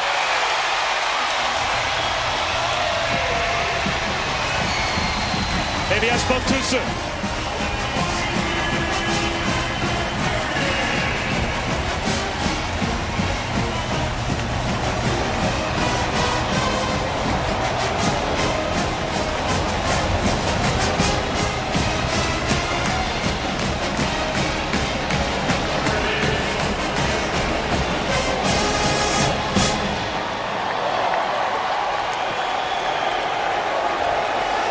Touchdown of the season for Keelan Marion, and Carson Beck, number 2 among active FBS players in total career yards coming into today. That completion puts him well over 10,000 for his career. Just looked like a 3-on-3 situation out here, and a kind of like a zero blitz type of situation. Davian Kerr, it looks like he tries to undercut the quick slant route and takes a bad angle. Keelan Marion to the house.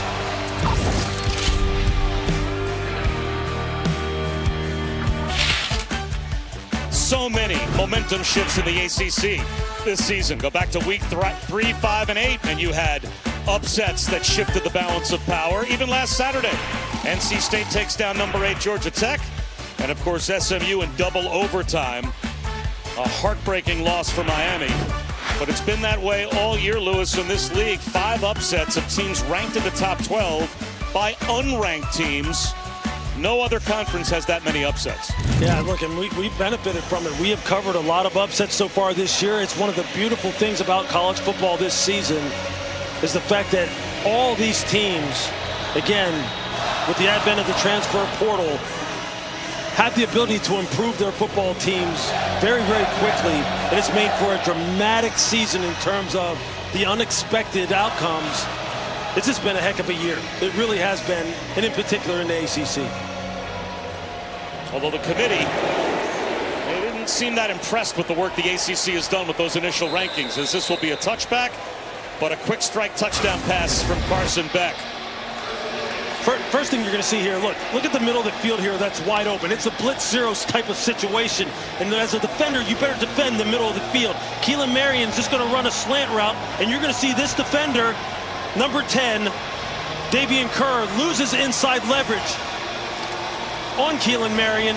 The linebacker, number 13, Gary Bryant, doesn't get over to help out as he kind of leaves his man coverage and tries to help out in the middle of the field. And it's just off to the races from there. Swing pass to Will Nixon.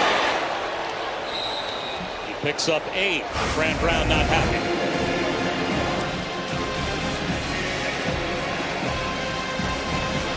You can see there, look, when you're playing a blitz zero type of situation, which means man-to-man across the board, no middle of the field safety help, leverage and eye discipline are absolutely critical. You cannot give up inside breaking routes. You cannot give up the middle of the field. They gave it up there, and you see what the result is. And Chris, what are you seeing down there? Yeah, Fran Brown was livid when he came over, got into the guys, but then brought over Raheem Long Jr. to have a one-on-one with him, went back and said, here's what you need to do on that play. They went through for probably about 45 seconds on what he needed to do differently there. This is such a young team when they bring in a bunch of freshmen and sophomores. Long is a sophomore, the future of this program. That's coaching, right? Have to have amnesia, and we've got an injured player. That's David Blade Jr. for Miami. Welcome back to ESPN College Football, presented by Chili's. Well, Corey Heatherman wants his defense to take over now, and he is a bundle of intensity. And an amazing story, a meteoric rise as a defensive coordinator. He was a Division III quarterback at Fitchburg 20 years ago, goes overseas to play quarterback in Germany, ends up coaching for Curt Cignetti, defensive coordinator at James Madison, and then spent some time as a linebackers coach under Greg Schiano at Rutgers. Get a direct snap here to Dan Villari, and he'll plow forward and move the pile for about 4 yards. But then after coaching for Coach Schiano at Rutgers, in 1 year, completely remade the defense for Minnesota under P.J. Fleck. Had never met Mario Cristobal before. Mario calls him, says, I'm remaking my defense, and I want you to be my defensive coordinator down here. And he blinks and he finds himself in South Florida. Yeah, he was an entertaining interview, and a guy who really has put in the work to really learn defensive football to the degree that he knows it, because it wasn't his background, and now he has made as big a difference with this football team this year as anyone. And Chris, he believes having been a quarterback has helped him be a defensive coach. He does, and sometimes you just have to take the path that's given to you. He wasn't planning on being a defensive guy, but that was the only opportunity he got as a GA out of college. He did that for a couple years. Finally gets an interview with Old Dominion, and he thought, this is my chance to get back on offense. Had a great interview. Then they call him, and they're like, hey, would you be our linebackers coach? And he was like, well, I should have seen that coming in some of the questions that they asked me at the interview. It turned out to be a pretty good path for him. He was disappointed to be offered that job. Jet sweep. Trying to turn the corner. And not finding a ton of room is Davion Kerr. And Lewis, you mentioned this with him, how you thought it was so valuable to look through the lens of a quarterback's eyes to then be a defensive coach. Yeah, some of the great coaches of all time have kind of that dual background as far as being maybe starting off on one side of the ball and then switching to the other. Think of the great Tony Dungy, who was a quarterback in college, who wound up being one of the great defensive backs and defensive coordinators of all time. Mike Tomlin, a wide receiver in college, moves over to the defensive side, becomes a great coordinator, and now a Hall of Fame caliber head coach. Spinning out, 3rd and long, Ricky Collins on the run. Across his body, and jump ball down the sideline, incomplete. So it'll be a punt for Syracuse. It's another stop for Corey Heatherman's defense, as Akeem Mesidor was in hot pursuit of Ricky Collins. But just to give a little bit more context as to why some of these guys who transition from one side of the football to the other, in particular offense to defense, Corey talked about the fact that, he can help the back 7 guys with understanding exactly what quarterbacks are thinking and processing as they go through progressions, and how you can kind of play mind games with them and maybe bait them into making some decisions they don't want to make. And I think that's invaluable. I think that's the kind of thing you should be looking for in coordinators and in head coaches in particular. Malachi Tony wants a return. Spin move. And a Eventually it's knocked down at the 16-yard line. But the Miami defense, they've scored in addition to mostly shutting down Syracuse. And here you see Akeem Mesidor, one of these fantastic defensive ends. You just see the outside speed rush. And then the pick six by Keontae Scott, just sitting in the throwing window perfectly, making the catch and then taking it to the house. And then Mesidor again, right before the end of the half. All of his teammates got the ball carrier, stood up, and just seeing Willis, and then he's in there just pulling out that ball. And there you see Jason Taylor, who's in charge of coaching these defensive ends. And he has just got them playing at such a high level.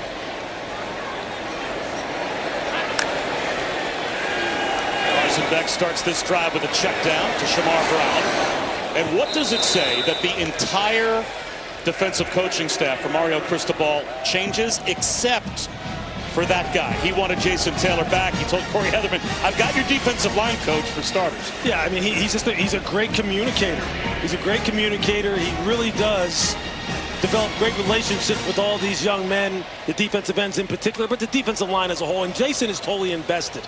And he knows exactly what these young men need to hear, how to really give them tips to really help them out on the football field. Next down to Malachi Tony for a first down. They've had a hard time getting him touches, so just snap it to him.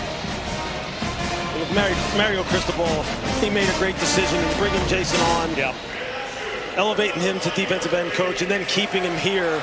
Like, he is just going to have a fast track to whatever he wants, that being Jason Taylor. And quite honestly,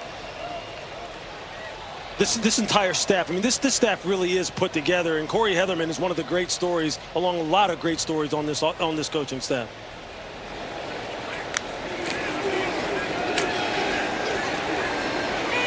Shamar Brown for three. I'm not sure how much money Jason Taylor made playing in the NFL, but I'm going to wager it was enough that he doesn't necessarily need the job. No. Right, like he is invested, and he's a position coach. He's not even a coordinator, so he really is in the trenches with his guys, but you think he's on his way to maybe being a head coach someday. Yeah, absolutely, at some point in time. Obviously, there's steps you have to go through, and there's still a lot of his story yet to be written. But look, he expressed to me, you know, one of the two people who had maybe the greatest impact on his career, Jimmy Johnson, and then the great Nick Saban. He said Nick, when he came here to Miami, took his game to a whole nother level, which really led to his inclusion in the Pro Football Hall of Fame. And Jason's just a great dude. I could have talked to him for hours. You said you had a long conversation with him and a long conversation with Ruben Bain as well. Yeah, Ruben Bain's a stud. I mean, they've just got guys on this football team who really love football. And Ruben is one of those guys who was one of the first guys in here. He's one of the last guys out. He takes the young guys under his wing now and tries to mentor them. They've just got a great group, and they're going to miss. They are really going to miss Bain and Mesidor when they leave. An injured player over on the Miami sideline. Looks like Deuce Chestnut slow to get up. That's the cause for the stoppage, as right now Ruben Bain Jr., according to Mel Kiper Jr., the number 10 overall prospect in the draft. Cam Robinson, star linebacker for UVA, getting set to take on Wake Forest as soon as we're done on ESPN, as Virginia right now is the odds-on favorite from the ACC to represent the league in the college football playoff. Odd, they've got a loss to NC State, but it was a non-conference loss because they agreed to play a home-and-home, knowing they weren't going to meet each other in conference play for a couple of years. So that's the only loss so far this year for Virginia. One of the most thrilling games we did was that Friday night win against Florida State. And around, Malachi Tony puts his foot in the ground and accelerates. Another first down. He just looks like he's having fun. Like he's just playing the game with the kid's mentality. And you just see how electric he is. The vision, the stop and start, the acceleration. He's got tremendous play strength, despite only being just about 188 pounds.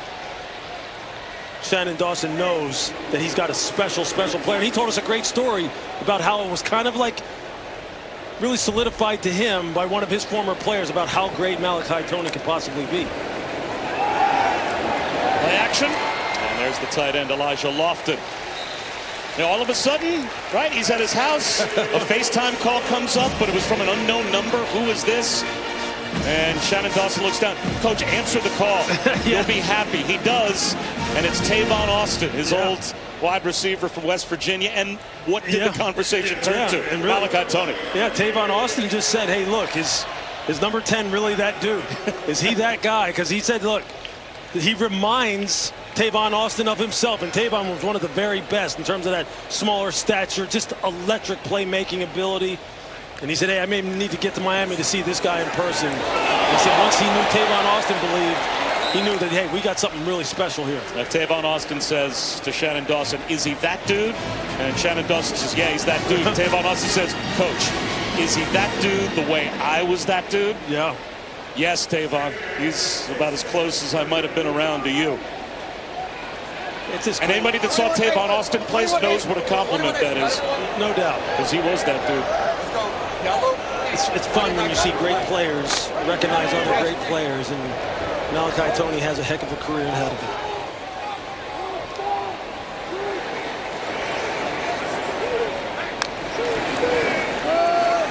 Hand it off to Gerard Pringle Jr. By the way, that's another true freshman. There are some exciting young players on this Miami team. He's got 10 yards. Yeah, they told us that Pringle was going to get some run along with Lyle and Shamar Brown, and there you see just another young freshman that is trying to get some game action.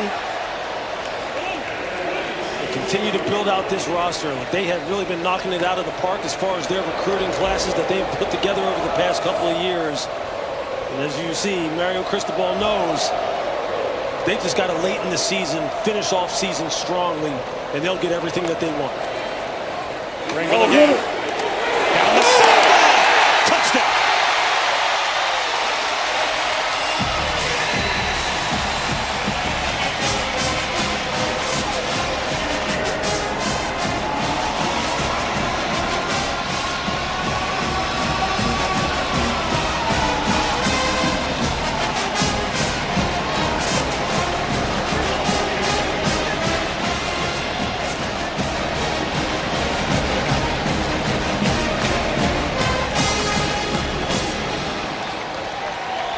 Good old-fashioned power football, gap scheme football, triple pullers around the edge. Gerard Pringle just has nothing to do but just run and follow the blocks. Midway through the second quarter, this game was scoreless. All Miami since. You're going to see it here. You're going to get pull, CC Mawanoa, pull. And here comes Pringle around the edge. I mean, it's just a lot of yellow lines. Just like a freight train, he just needs to follow it around the corner, and there you see. They never secure the edge.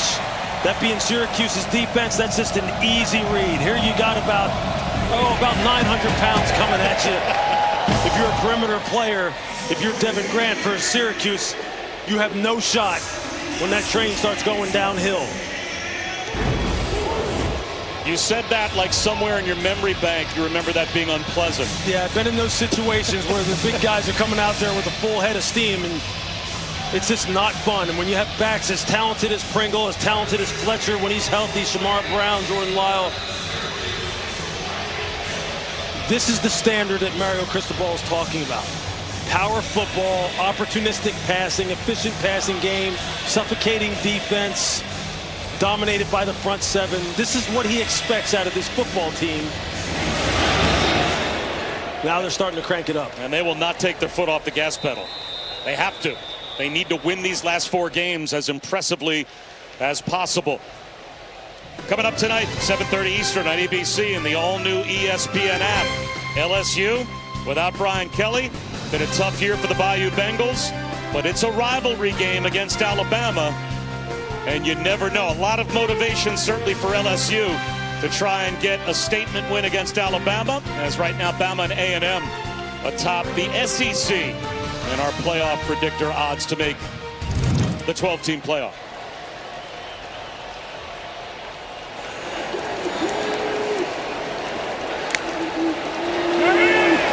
Collins tripped up and he goes down. Another sack. Jacoby Thomas on a blitz. You're just going to see Jacoby Thomas is coming off the edge. And watch, you're just going to see the running back, Will Nixon, just get run over. He's just not able to get his feet settled. Jacoby Thomas, just with the power and the intensity, and you see this Miami defense really starting to crank it up.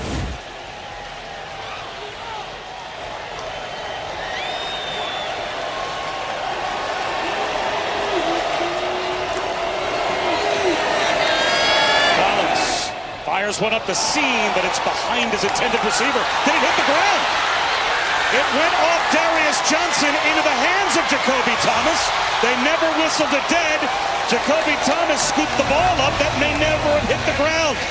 That might be an interception if they stick with the call. We'll see. Right now it's ruled an interception. The field is an interception by Miami. First down. You see Darius Johnson trying to stop his momentum. Doesn't look like the ball hits the ground from that angle. It's not real clear if it does. Then you see Jacoby Thomas get his hands underneath the ball. So we get another clear look at this. I'm not even sure when Jacoby Thomas had the ball pop into his hands that he thought the play was alive. I think his teammates almost had to tell him. He sure did. Man, that's an interception. Start running. Look, he's ready to hand the ball to one of his teammates. Yeah. He's got Mo Toure saying, no, man, that's an interception. Start running. I'd like to see another look at that, another angle.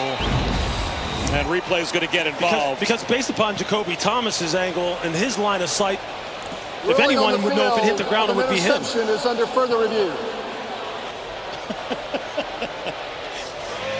I don't know that I've ever seen a guy pick a ball off and then have to have his teammates tell him it's an interception and start running. Might be able to get a better look at it here from this angle. And maybe the nose of the ball touches the ground there. Yeah, it looks like it does. The way in which it bounces up in the air, you would think maybe it hit the ground. And I think that's what Jacoby Thomas was looking at as well.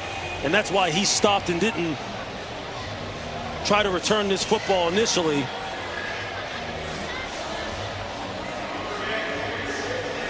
He clearly catches the ball out of the air. Question is whether or not that tip of the ball did hit the ground. And at full speed, such a bang-bang play. You can certainly understand why the officials, the way the ball popped up, thought it might have still been alive. You see it bounces off of the face mask. It's right there. Is that where the ball hits the ground, and that's why it pops up in the air the way it does? Again, they ruled it an interception on the field, so they have to have indisputable video evidence that the ball touched the ground.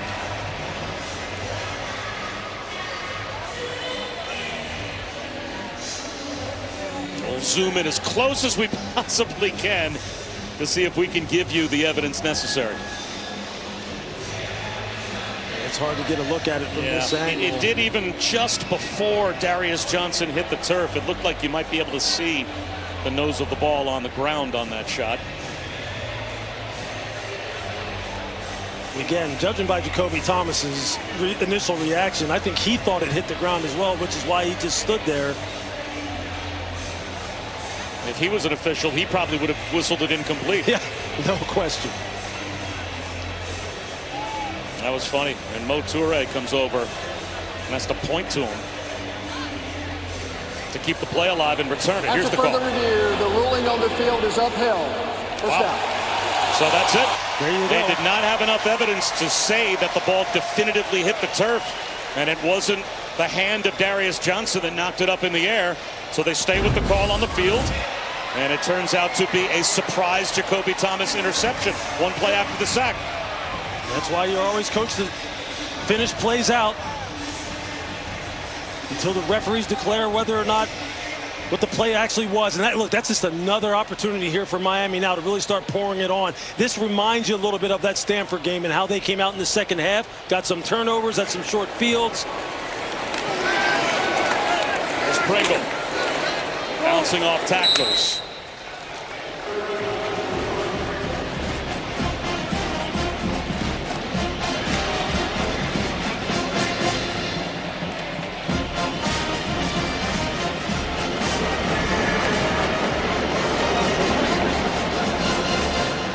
Miami, it's all about efficiency at this point. Taking care of the football, executing your assignments up front, catching the football when it comes to you. No drop passes, no tips. Carson Beck making good decisions. Up the middle, it's Shamar Brown in the red zone. And that'll take us inside of 40 seconds to go in the third. You see there how he's really started to settle in here. Started 7 of 12 ever since, 7 for 763 yards and a TD. He is a streaky player. When he is dialed in and the reads are clean and his footwork is clean, he can throw the football and spin it as well as anybody in the country.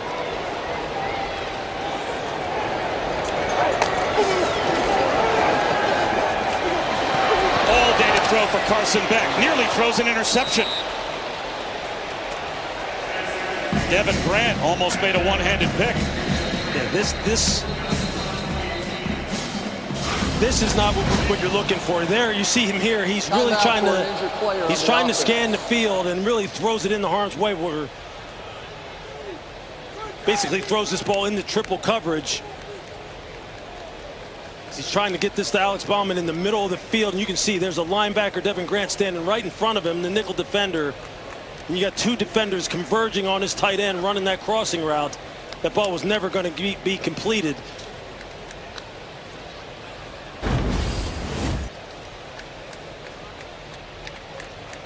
Alex Bauman down on the field.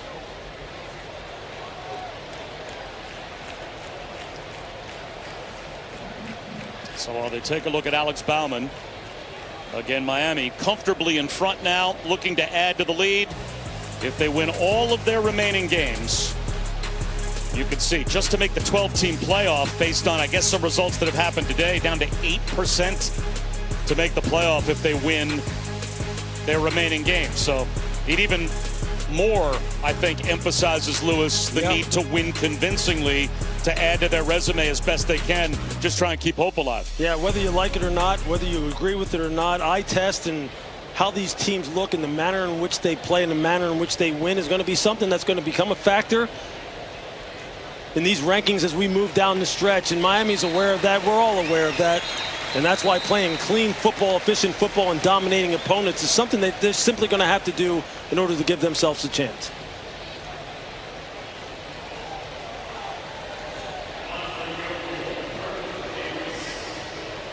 So on fourth down, they'll try and add to the lead with a field goal here as they'll bring Carter Davis out for what should be the final play of the third quarter.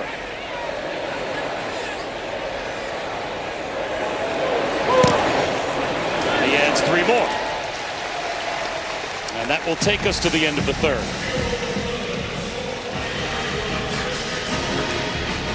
End of the fourth quarter with Miami back on top by 4 touchdowns.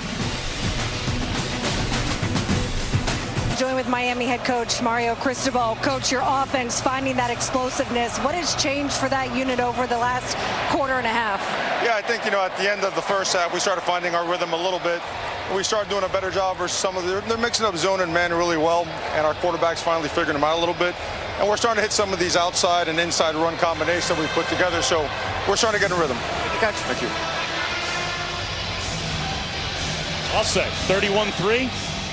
And this is the type of win that we said at the start, Lewis, that Miami needed to put together, and they've got 15 more minutes. I would imagine they'll try and add to this lead. No question about it. But they'll keep their foot on the pedal. Defensively, they'll keep ratcheting up the pressure on Ricky Collins and trying to play as high quality of football as they possibly can. Another touchback on the kickoff.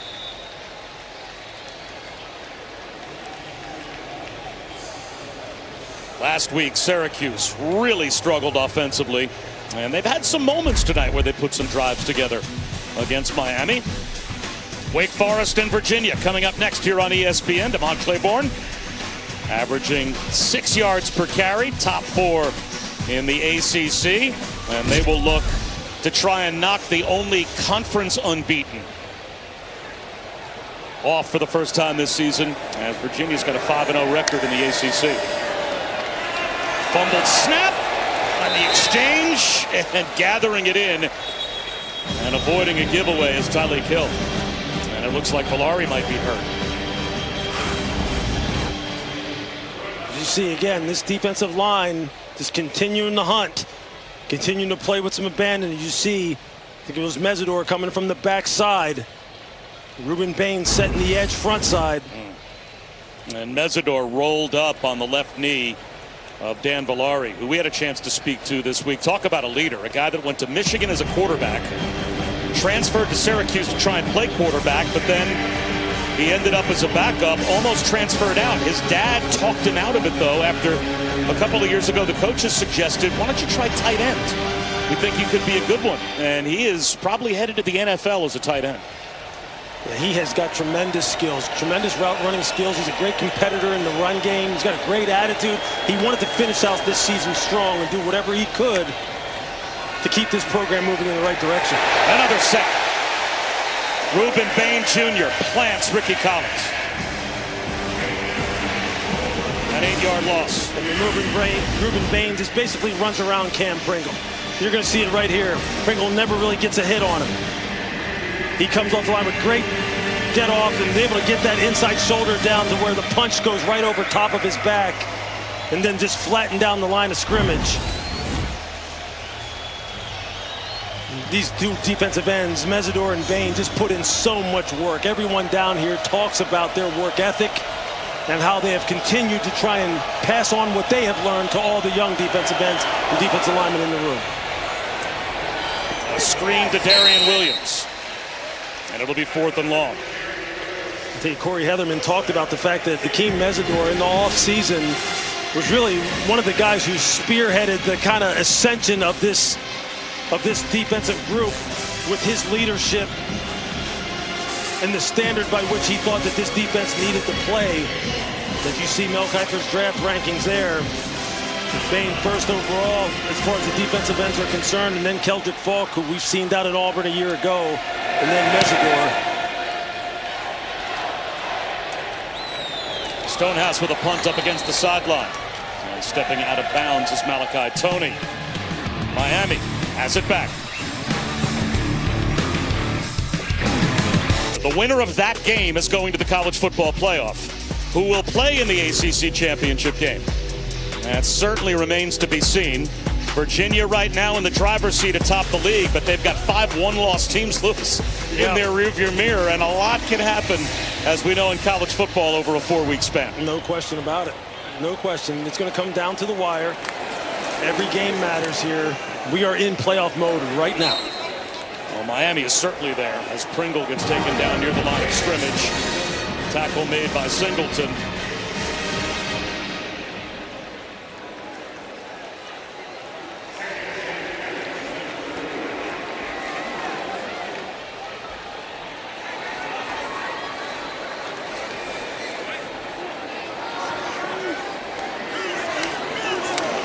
Pringle again.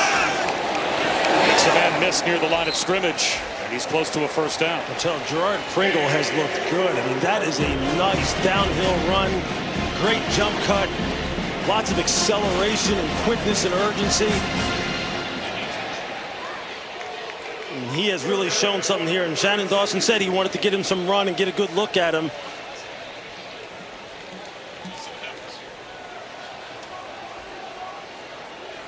Third down and 2 as we approach 3 minutes gone by in the 4th quarter.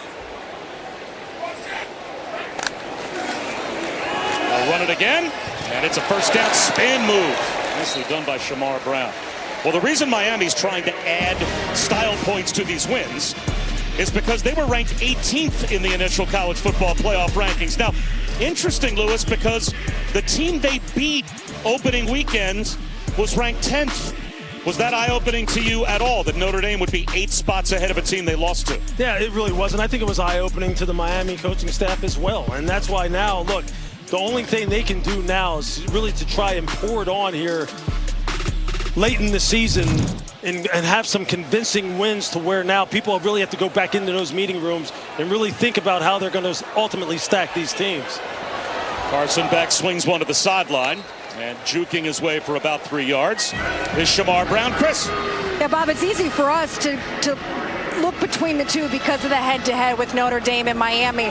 But because they're 8 spots different, the committee would not look at those two on the screen at the same time. I've been through the selection process, the mock a couple times, and they only can compare 3 teams at a time. So if it was 10 and 12, you could put 2 teams on the board in their resume and the comparisons between the two. But you don't when it's all the way from 10 to 18. Backwards pass to Tony, and he is drilled. True freshman on true freshman as Demetrius Sender Jr. came up to make the stop. And that is interesting. Although, Lewis, at some point the conversation has to be between Miami and Notre Dame. If they had a head-to-head matchup and Notre Dame lost in that game, I mean, you have to think that that conversation happens in the room at some point. No question. At some point, I'm sure it does.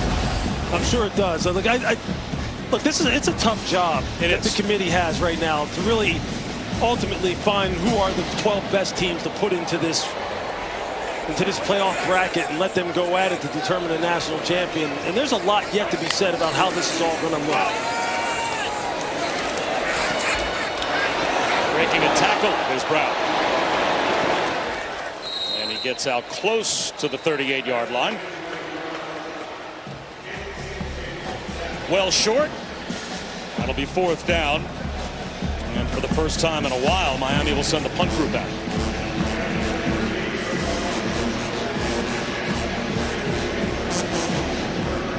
When Carson Beck had Georgia in the SEC championship game, poised to be in the college football playoff, to possibly be a national championship winning quarterback, and ends up tearing his UCL, had surgery, elbow surgery, and that led him eventually to Miami, and also led him to take his name out of the NFL draft, put it back in the portal, and he's trying to get Miami to the college football playoff here. ESPN College Football is presented by Chili's 3 for Me, the best $10.99 you can eat. This has become the trend that is sweeping the nation. Shirtless guys celebrating, everyone coming up to a section. Actually started 3 weeks ago in Stillwater at Oklahoma State. It started with one fan and a bet by his sister. He took his shirt off. Everyone then kind of joined them. They've continued to do it. And some guys maybe went to go to the mall, maybe go buy a shirt, maybe go do something else. Here's a play on words for you. In Stillwater, they call it Section 2, No Shirty 1. Well, that's where they all were. So they got on television, they waved their shirts. Our work is done here. And they have vacated. I guess all gone back to their seats. Back to the ground is a true freshman, Tyleik Hill, trying to make an impact. He came into tonight with only 7 carries on the season, but getting some run here for Fran Brown in the 4th quarter. And they'll give it to him again. And he makes another terrific move. Downhill through the hole at the line of scrimmage for a 1st down out to the 42-yard line. Just a nice run by Tyleik Hill. Again, this Syracuse football team continuing to compete, continuing to gather information for the 2026 season. But Fran Brown knows that there's still a lot of work yet to be done. And they are hard on the recruiting trail. They have some good players coming in, and he believes that 2026 is going to be a good season for this football team. This has been a rough couple of weeks for him. He has made changes on the coaching staff. He has played a lot of young players. Just a lot going on with this football team. The better days are ahead. Spin move for a couple more yards for Tyleik Hill. Well, when Fran Brown had an NFL quarterback last season, they were a 10-win team. And Kyle McCord, who became an Eagles draft choice, and he won as many games as any coach in his first year at Syracuse ever had. Paul Pasqualoni in 1991 in his first year also won 10. And they were a 10-win team last season. And for a good portion of the season had the #1 pass offense in America. They averaged 370 yards a game. Another crease. This time it's Will Nixon for a 1st down. He's not going to make Corey Heatherman happy. You're just going to see Will Nixon Just get that ball back out the backside and accelerate onto the second level. He's had a couple good, nice runs here tonight as well. Miami, first of the half. So Miami will call timeout. Well, talking to coming for their defense.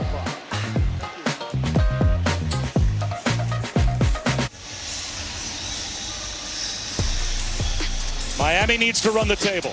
And even if they do, at least based on our All-State playoff predictor, it is a deep hole that they have dug themselves.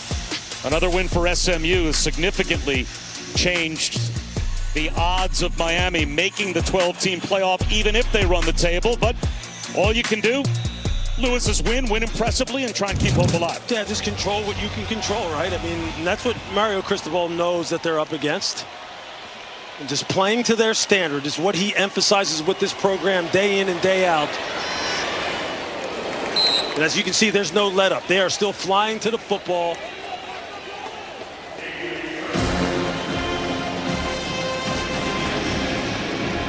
Here with 7 minutes to go and counting. Still trying to have all of their frontline guys still out there on the defensive line. I think Jason Taylor wants to see better out of his defensive line than what he's seen on this drive, as they have been creased multiple times in the run game by Syracuse. Riley Kill gets another chance, and this time the door is shut, and shut quickly. Nice play by the defensive tackle Justin Scott. Just beating the center, Joe Cruz, immediately at the snap. Getting the TFL.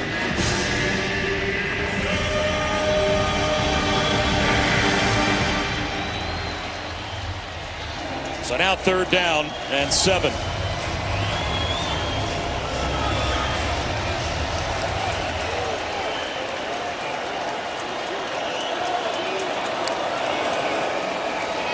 Ricky Collins well behind his intended receiver, Jonte Cook. So now it's 4th down and 7. And there was some pressure applied. And you can just see the linebacker Chase Smith just coming hard down the B gap, just taking on Will Nixon, driving him back into the quarterback. But Corey Heatherman has not let up at all. You noticed this in the first half. As Ricky Collins started to get more comfortable, they started to try and apply more pressure, sending 5 or more frequently. And here they are again up at the line of scrimmage. Showing blitz on 4th down. They back out of it, and the pressure still gets home. Ricky Collins, great balance. Keeping the play alive, and now out to midfield. He's got nowhere to go. You can only run away from Akeem Mesidor for so long.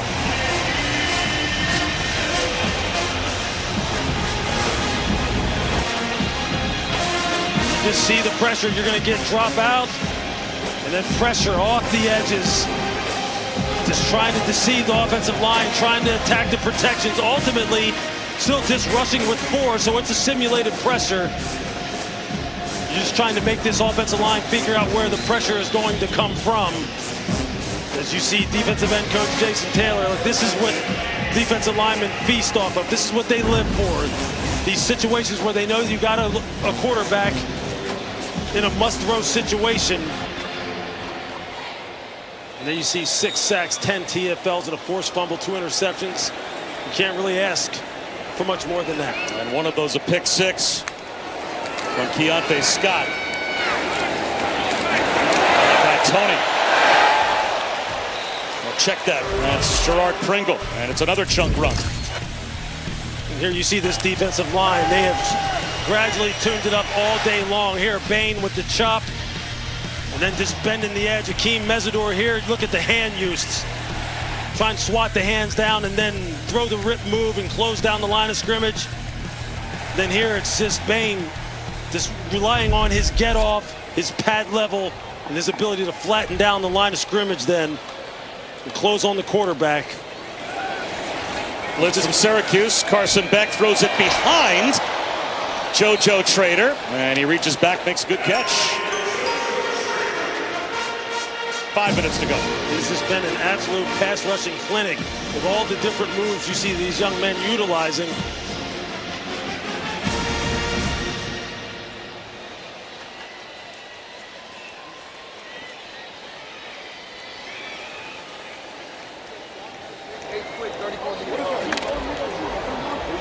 Carson Beck and all the starters still in there for Miami, which is exactly what we knew they would do and how they would play it.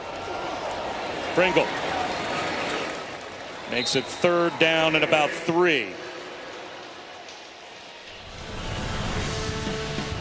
Well, tonight, 7 Eastern on the ACC network. It's ACC Primetime presented by Surf Pro. The Noles taking on Clemson in Death Valley. Hard to believe this game, based on where we were at the start of the season, wasn't going to be the game you'd circle on the ACC calendar for the year, but it's been a tough year overall for Clemson and tough of late for Florida State. It's been just that kind of season, though, Bob. I mean, again, the unpredictability of this 2025 college season has just been unbelievable. It's something like I've never seen before. Carson Beck to Keelan Marion. Hunting the pylon. He's inside the 5.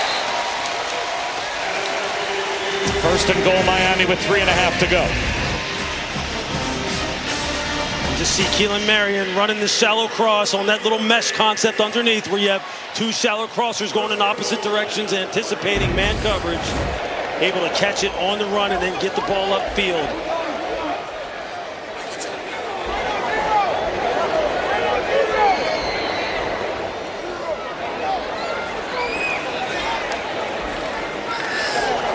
Clock down to 10 as they line up in a straight-up I formation with Shamar Brown, the I-back.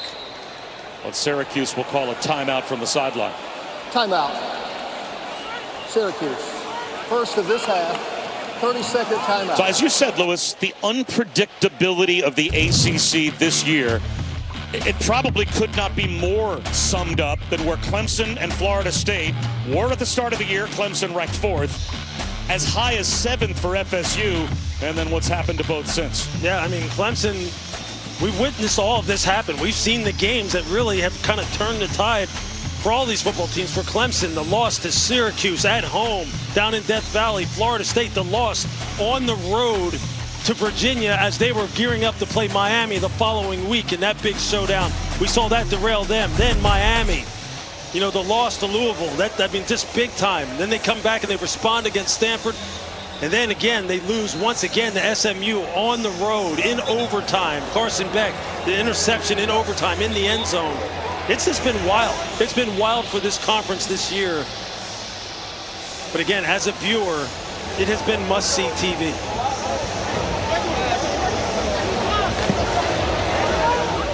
So after the Syracuse timeout, they're still trying to run players off the field and get lined up.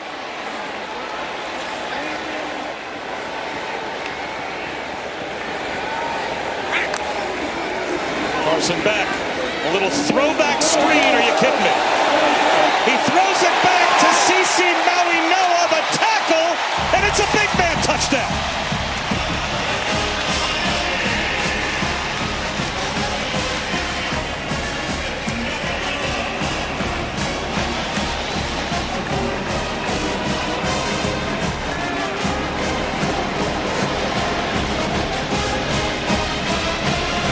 How good is this?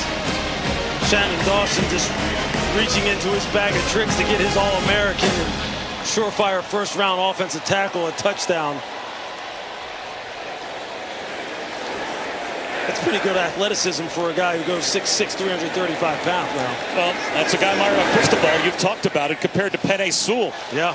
And a player that he was able to get when he was in Oregon. And getting a player like Maui Noah here, athleticism from the tackle spot. You're going to see it right here. You're going to see Carson Beck stop, turn, throw the football, and then you're going to see a caravan out in front of CC Maui Noah like he actually needs one. I mean, come on now. But you see his offensive linemen all trying to make sure, again, the center, Brockemeyer, with the turn back block. You're going to see 52 get out here on the edge and just make sure he seals it off. And here he comes. He's just going to peel back right there. And then Maui Noah. You see Carson Beck is like, nah, I don't need to jump up and do that. Carson Beck, that's probably as happy as a quarterback can be to give up a touchdown pass. That's a rushing play because he threw it backwards to Maui Noah. But he, of course, played last year with his brother, who's now with the Jets. They both come from American Samoa, where this sport football has become the sport of their island. And I remember talking to Kiko last year and said, look, we don't have a lot of teams. We've got 6 teams on our island. That's basically at the high school level, the league we play in. It's a 2-team playoff. But the coaches and everybody on our island loves the sport so much and are so invested. It's not unusual to have big-time players from American Samoa arrive here. And next season, both Maui Noa brothers could be playing in the NFL. Look, and Shannon Dawson and this coaching staff, the offensive coordinator Shannon Dawson and Mario Cristobal talked about they wanted this football team to play loose. That they felt like things became so tense, especially after the big win over Florida State back on October 4th, when all the talk surrounding this football program was that the U is back. The U is back. They're ranked at the very top in the country. The defensive line was just going crazy at that point in time. Malachi Tony had kind of taken college football by storm. He felt like maybe this football team started to play a little bit tight, especially as they started to experience some adversity. Just wanted to see that change. Wanted to see them have some fun. Well, that's the kind of play that'll make it more fun. So Ricky Collins out and Joseph Filardi in. Filardi really struggled last week at quarterback in his first career start. He is at Syracuse on a lacrosse scholarship. He's a dual sport athlete. And here's Tylee Killigan. He was one of the highest ranked lacrosse recruits in America when he came to Syracuse. So he is technically a walk-on for the football program. And that will take us down to the 2-minute timeout. 2-minute timeout.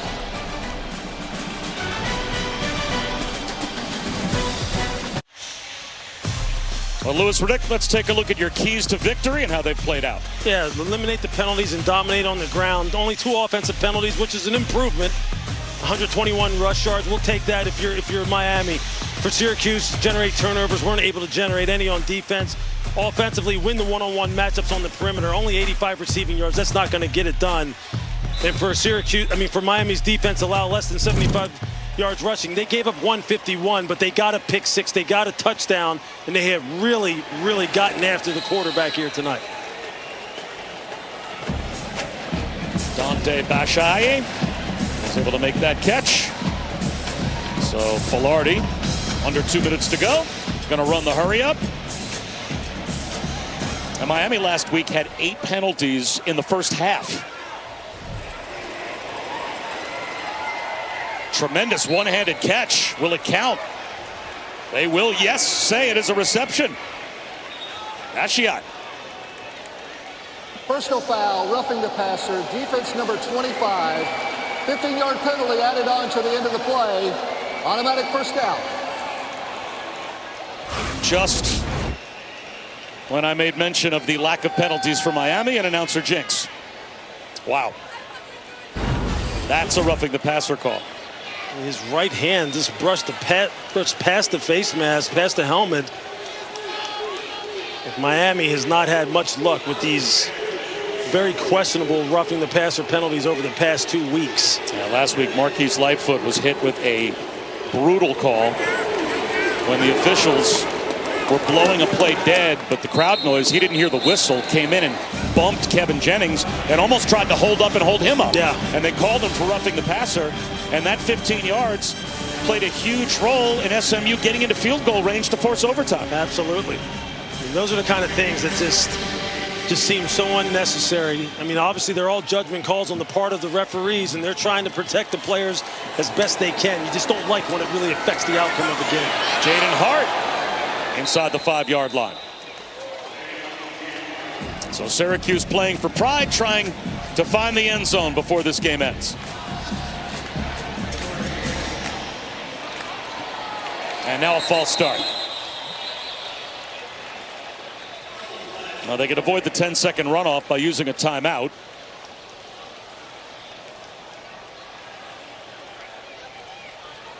But that'll back them up 5 yards.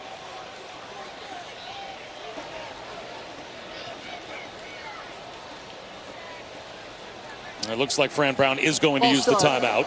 Offense, number 77, 5-yard penalty, first down. That also qualifies for a runoff. However, Syracuse has used their timeout to avoid a 10-second runoff. So timeout, Syracuse. That'll put them back closer to the 10-yard line.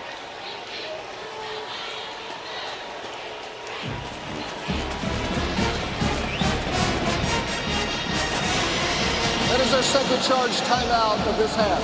30 seconds. Again, as soon as we're done here on ESPN, moments away, Virginia will try and stay undefeated in the ACC. They're a one-loss team, losing to NC State earlier this season, but that was not officially a conference game. So Chris Barnes has had a tremendous year for the Demon Deacons. They'll try and end the unbeaten record, at least so far this year in the ACC for UVA. It's been a great year for the Hoos. And they really have manufactured some wins. They've won some close games. So after the Syracuse timeout, Velarde gets sandwiched right at the mesh point. He gets buried. Dylan Day right in his face.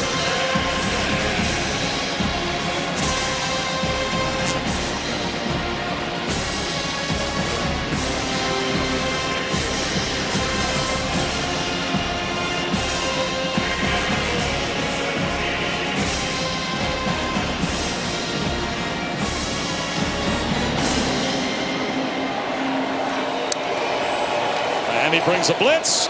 Velarde into the end zone. He's got a touchdown.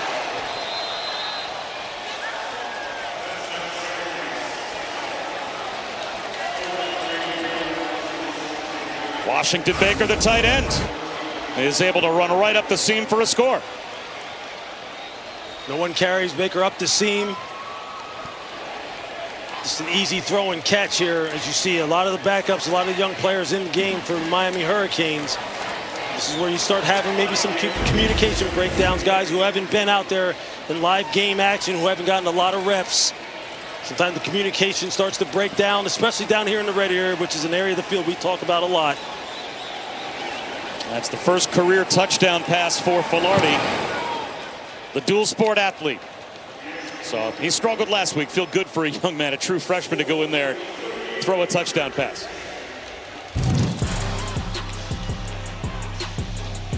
Very important games on the horizon in the ACC. Not the least of which is coming up next. Wake Forest taking on Virginia. Then Clemson and Louisville. That's the Friday night game. Next Saturday, a road test for Virginia if they can stay unbeaten. Number 22 is against now number Duke. 85. And then as we move through November, you know, your Pittsburgh team's going to have a lot to say about who either wins the league or who goes to the college football playoff. Yeah, they are definitely sitting in a spoiler role. They have some big time games coming up, you know, starting next week. Yeah. Against Notre Dame. Yeah, the Notre Dame game, obviously not officially a conference game, doesn't even show up here, but that one's as big as any. Absolutely. So it's just, they put together a heck of a season themselves. It's just going to be more and more exciting as we move down the stretch here.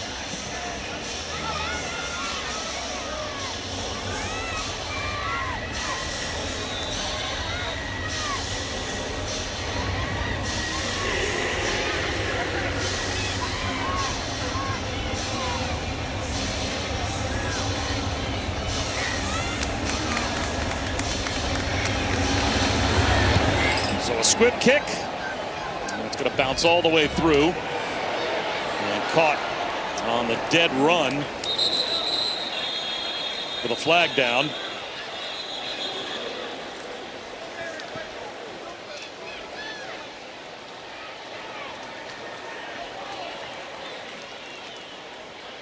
We'll have to get the penalty call, but this should just be victory formation. Return holding by the return team, number 88. 10-yard penalty from the spot of the foul. First down. So at this point, hard to imagine.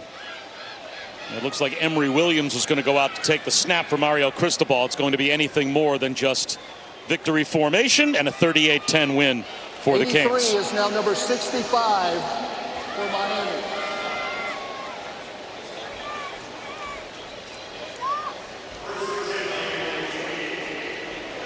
Looks like Chris Wheatley-Humphrey, who just returned that kick, is going to be next to Emory Williams.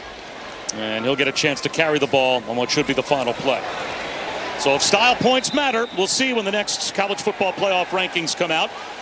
Miami rolled up some style points, Lewis, tonight as they win this one 38-10.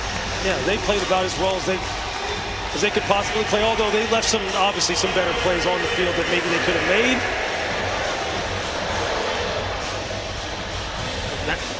Now all they can do is just control their performance, Bob, from here on out.